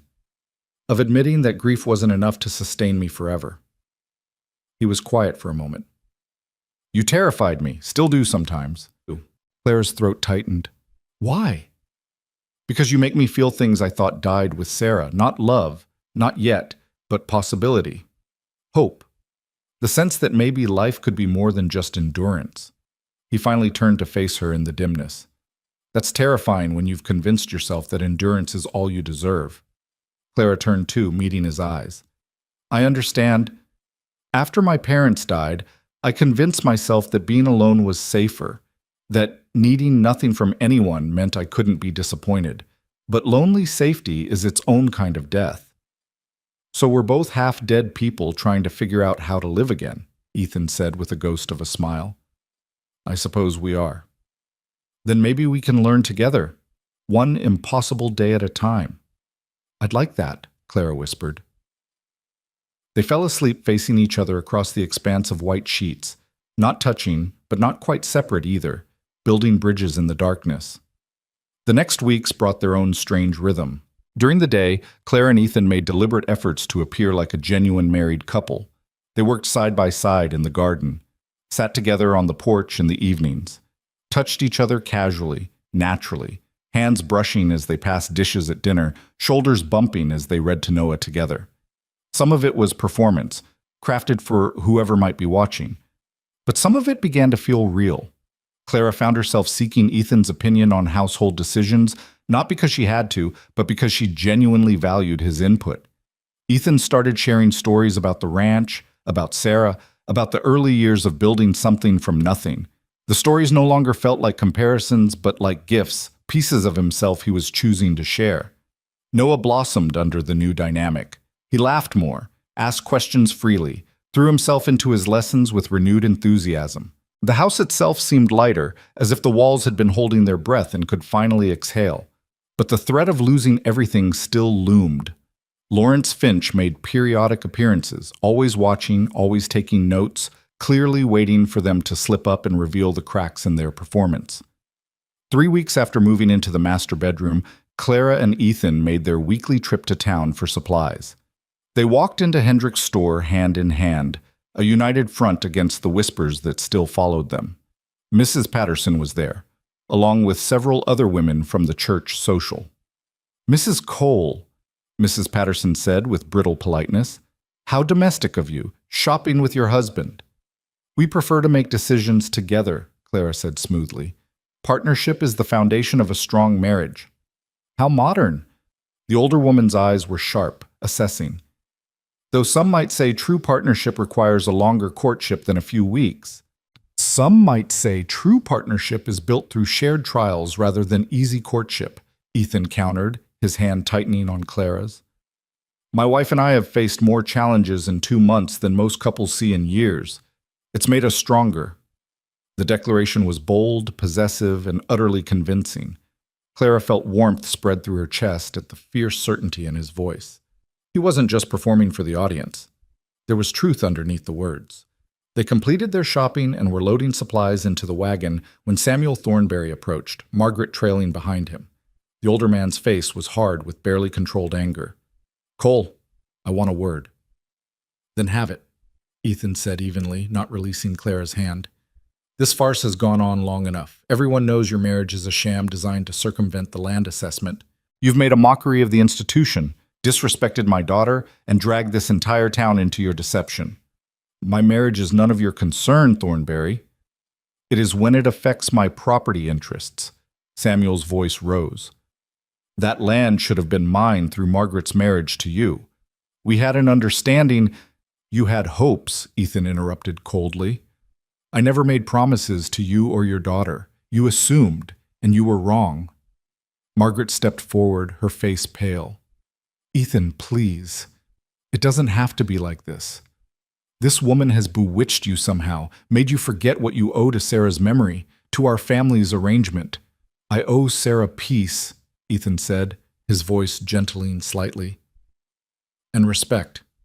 That means moving forward with my life instead of being trapped in grief. Clara understands that. She's helped me understand it too." "She's a nobody." Margaret's composure cracked. "A desperate woman with no family, no connections, nothing to offer but her willingness to degrade herself by answering a child's letter." "She's my wife," Ethan's voice rang clear, "and she's shown more courage, more grace, and more genuine kindness than anyone else in this town, including you." The crowd that had gathered gasped.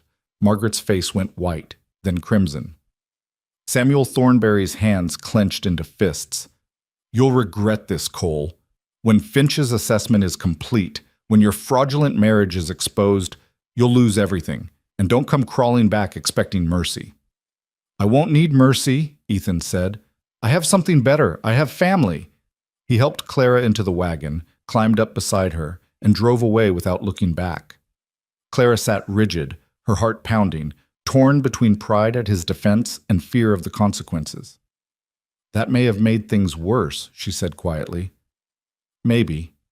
But I'm tired of letting bullies dictate my life." Ethan glanced at her. "You are my wife. That means I protect you, defend you, stand with you. I should have been doing that from the beginning, instead of hiding and hoping the problem would go away." "Ethan," Claire's voice caught, "thank you. For what you said back there. For defending me. I meant every word." He reached over and took her hand, lacing their fingers together. "You've become important to me, Clara. More important than I expected. This started as a practical arrangement, but it's become something else, something real." Clara's eyes burned with tears. "For me too. I know we agreed this would be a partnership, nothing more, but I can't help—" She stopped, unable to finish. "Can't help what?" Ethan asked gently.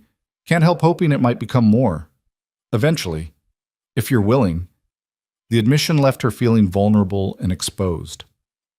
Ethan pulled the wagon to a stop in a quiet stretch of road. He turned to face her fully, his expression serious. When Sarah died, I thought my capacity for love died with her. I thought there was only room for grief and responsibility. But you've shown me I was wrong. There's room for more. It's not the same as what I had with Sarah, and it shouldn't be. But it's real, it's growing, and it matters. What are you saying? Claire's voice was barely a whisper. I'm saying I want this marriage to be more than legal convenience, more than performance for Finch and the gossips. He cupped her face gently. I'm saying I'm falling in love with you, Clara Cole. Slowly, imperfectly, but genuinely. Clara's tears spilled over. I'm falling in love with you too. I have been for weeks, but I was too afraid to admit it. Ethan leaned forward and kissed her, soft and tentative at first, then deeper as she responded. It was their first real kiss, the one they'd skipped at their wedding, and it tasted like hope and promise and the beginning of something neither had thought possible. When they finally pulled apart, both breathing hard, Ethan rested his forehead against hers. We're going to get through this, he said. Finch, the Thornberrys, all of it. We'll fight together, and we'll win. Together, Clara agreed, but the fight came sooner than expected. The next day, Lawrence Finch arrived with a sheriff's deputy and legal papers. Mr. Cole, Mrs. Cole, I'm here to deliver final notice. The land office assessment has concluded that your marriage fails to meet the standards of legitimacy required for homestead claims. You have 7 days to vacate before forced removal. Clara felt the bottom drop out of her world. 7 days. After everything they'd done, all the boundaries they'd crossed, the love they'd discovered, it wasn't enough. You can't do this, she said, her voice shaking. We're legally married. We share a home, a life, a family. What more do you want? Evidence that this marriage existed before the land assessment threat. Evidence that it's not merely a legal strategy. Finch's smile was cruel. You married the day after I delivered the initial warning. That timing speaks for itself. Timing proves nothing, Ethan argued. We'd been living together for weeks before that, building a relationship. The marriage was a natural progression. According to whom? Your son, who orchestrated the entire deception? Your neighbor witnesses, who report you maintained separate rooms until my second visit? Finch shook his head. The evidence is clear. This is fraud, and fraud has consequences. Then we'll appeal, Clara said desperately. Take this to a higher court. Fight the decision. By all means try, but you'll be fighting from a different location. This land is forfeit. Finch handed the papers to Ethan. 7 days, Mr. Cole. I suggest you start packing. He left with the deputy, leaving devastation in his wake. Ethan stared at the papers, his face ashen. Clara wrapped her arms around herself, trying to hold together as everything fell apart. We can't just give up, she said. There has to be something we can do. Like what? We've played every card we have, made the marriage real, shown affection publicly, shared our lives completely. But none of it matters because the timing looks suspicious. Ethan's voice was hollow. They've beaten us. No. Clara grabbed his arm. We haven't fought in the way that matters. We've been defending ourselves, trying to prove our legitimacy to people who've already decided we're guilty. But what if we go on offense? What if we expose why this is really happening? What do you mean? Clara's mind raced, pieces clicking together. Finch keeps saying anonymous complaints. But they're not anonymous, are they? The Thornberrys have been behind this from the beginning. They want your land to expand their holdings. Margaret wants revenge for rejection. They've been using Finch and the land office as weapons. Even if that's true, we can't prove it. Maybe we can. Clara paced, thinking furiously. Mrs. Henderson at the boarding house hears everything. The land office records are public. If we can connect Finch to the Thornberrys, show financial incentive or personal relationship, we can prove corruption. Prove this whole assessment is a vendetta, not legitimate concern. Ethan's eyes widened. It's a long shot. It's the only shot we have. Clara grabbed his hands. We have 7 days. Let's use them to fight instead of surrender. Something shifted in Ethan's expression, the hopelessness giving way to determined fire. All right, let's go to war. They spent the next 3 days gathering evidence with single-minded intensity. Mrs. Henderson, sympathetic to their cause, revealed that Finch had been seen dining privately with Samuel Thornberry multiple times. The land office clerk, persuaded by a generous donation to his retirement fund, produced records showing Finch had financial ties to Thornberry's cattle company. Clara interviewed neighbors, collecting testimonies about the Thornberrys' attempts to intimidate other small ranchers into selling their land. Ethan tracked down the previous inspector, who'd been mysteriously replaced by Finch just before the assessment began. On the 5th day, they took their evidence to Judge Morton. He listened carefully, his expression growing darker as they laid out the pattern of corruption and manipulation. "This is serious," he said finally. "If you're right, Finch has violated his oath of office. The Thornberrys have committed fraud. But you understand that making these accusations without ironclad proof could destroy you?" "We have proof," Clara said, spreading documents across his desk. "Financial connections, witness testimony, a pattern of harassment, and we have our marriage certificate signed by you, declaring us legally wed. That should be enough to satisfy any legitimate moral assessment." Judge Morton studied the evidence for a long time. Finally, he nodded. "I'll call an emergency hearing. Tomorrow morning, 10 o'clock. I'll summon Finch, the Thornberrys, and the Territorial Land Office supervisor. You'll present your case, they'll present theirs, and I'll make a ruling." "Thank you," Ethan said roughly. "Don't thank me yet. This could go either way, but you deserve your day in court." They went home and told Noah everything. The boy listened with wide eyes, then threw his arms around both of them. "You're going to win," he said with absolute certainty. "You have to, because we're a family and families don't lose." That night, Clara and Ethan lay awake in their shared bed, hands clasped between them. "I'm terrified," Clara admitted. "So am I." Ethan brought her hand to his lips, kissing her knuckles. "But I'm also grateful. Whatever happens tomorrow, you've given me something I thought I'd lost forever. Hope, purpose, love." "I love you," Clara whispered. "However this started, whatever brought us together, I love you. Truly. I love you too." Ethan pulled her close, holding her against his chest. "And I'll spend the rest of my life proving it, regardless of where we live or what we lose." The courtroom was packed the next morning. It seemed the entire town had turned out to witness the final showdown. Clara sat beside Ethan at the plaintiff's table, Noah between them, all three holding hands. Across the room, the Thornberrys sat rigid with fury. Lawrence Finch looked nervous, sweat beading his forehead. Judge Morton called the court to order. "We're here to address the land office assessment of the Cole homestead and allegations of corruption in that process. Mr. Cole, Mrs. Cole, present your evidence." For the next hour, they laid out their case methodically. The financial connections between Finch and the Thornberrys, the testimonies from intimidated neighbors, the suspicious timing of Finch's appointment, the previous inspector's statement that the Cole homestead had passed all legitimate assessments. Finally, Clara stood and addressed the court directly. "Your Honor, my husband and I are here because we fell in love in the most unexpected way possible, not through courtship or grand romance, but through shared work, mutual respect, and the courage to build something new from broken pieces. Our marriage may have unusual origins, but it's as real as any union celebrated in this town. We share a home, a life, a son we're raising together. We love each other. That's not fraud. That's family." The courtroom was silent. Margaret Thornberry had tears streaming down her face. Several spectators wiped their eyes. Judge Morton turned to Finch. "Do you have a response to these allegations?" Finch stood, his hands shaking. "Your Honor, I was following protocol. The complaints I received seemed legitimate." "Complaints from whom specifically?" the judge interrupted. Finch glanced at Samuel Thornberry, who shook his head minutely. The land inspector's resolve crumbled. "From Samuel Thornberry," he admitted. "He approached me with concerns about moral violations and suggested the Cole homestead needed thorough assessment." "And your financial relationship with Mr. Thornberry's cattle company?" "I invested in it, yes, but that doesn't mean—" "It means you had a conflict of interest that you failed to disclose." Judge Morton's voice was hard as iron. "It means this entire assessment was compromised from the start." He turned to Samuel Thornberry.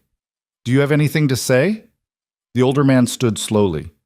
That land should have been part of my holdings through my daughter's marriage to Cole. He led her on, made her believe they had an understanding, then betrayed her with this outsider.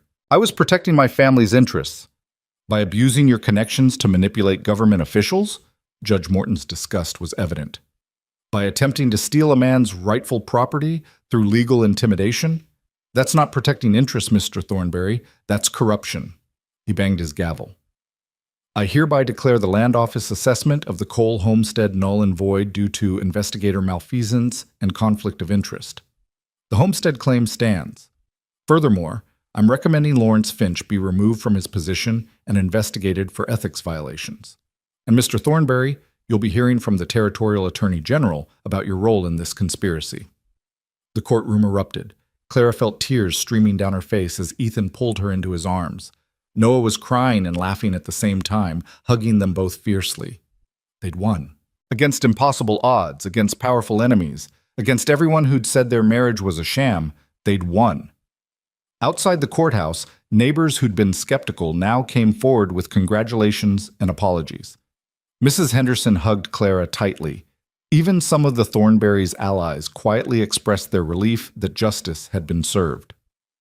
Margaret Thornberry approached as they were heading to their wagon. Her father had already stalked off in humiliated fury. I'm sorry, she said quietly, not meeting their eyes, for everything. I was hurt and angry, and I let those feelings make me cruel. You didn't deserve any of it. Thank you for saying that, Clara said gently. I hope you find happiness, Margaret. Real happiness, not just what you think you should want. The other woman nodded, tears tracking down her face, then walked away. Clara watched her go, feeling more pity than anger. Ready to go home? Ethan asked, his arm around her waist. Home, Clara repeated, testing the word. It fit perfectly. Yes, let's go home. The weeks that followed brought healing and growth. With the threat lifted, Clara and Ethan's relationship deepened into genuine partnership and love. The boundaries they'd crossed out of necessity became bridges to intimacy they chose freely.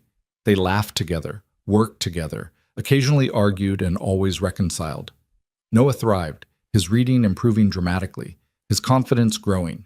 He still talked about his mother sometimes, but without the desperate grief that had consumed him. Sarah became a cherished memory rather than a haunting presence. The ranch prospered. With Clara managing the household efficiently, Ethan had more time and energy for improving operations. They hired a ranch hand, expanded their cattle herd, and even started planning additions to the house. 6 months after the trial, on a crisp autumn evening, Clara stood in the garden harvesting the last of the season's vegetables. She heard footsteps behind her and turned to find Ethan approaching, a small box in his hands. "What's this?" she asked. "Your wedding ring is still too big," he said. And I realized I never properly proposed, never asked, just assumed and demanded. He opened the box, revealing a delicate gold band sized correctly. "Clara Cole, will you marry me? Not because we have to, not to save the ranch or satisfy bureaucrats, but because I love you and I choose you and I want to spend the rest of my life building our future together?" Clara laughed through tears. "We're already married, you impossible man. I know, but I want to do it right this time, with intention, with love." He slipped the new ring onto her finger, a perfect fit. "So what do you say?" "Yes," Clara whispered, pulling him into a kiss. "Yes to all of it, forever." They stood together in the garden as the sun set over the mountains, two broken people who'd found wholeness in each other, building a family from courage and choice and unexpected grace. Noah came running from the house, shouting that dinner was ready, and they walked back together, hands clasped, three people who'd been strangers and were now irrevocably, permanently, beautifully family. The letter that had started it all, written in a child's desperate hand, now sat framed in the parlor, not as a reminder of deception, but as a testament to hope. Sometimes the family you choose, the love you build from necessity and courage, becomes stronger than anything you could have planned. And sometimes the best stories begin with rejection, impossibility, and a small voice saying, "My son chose you."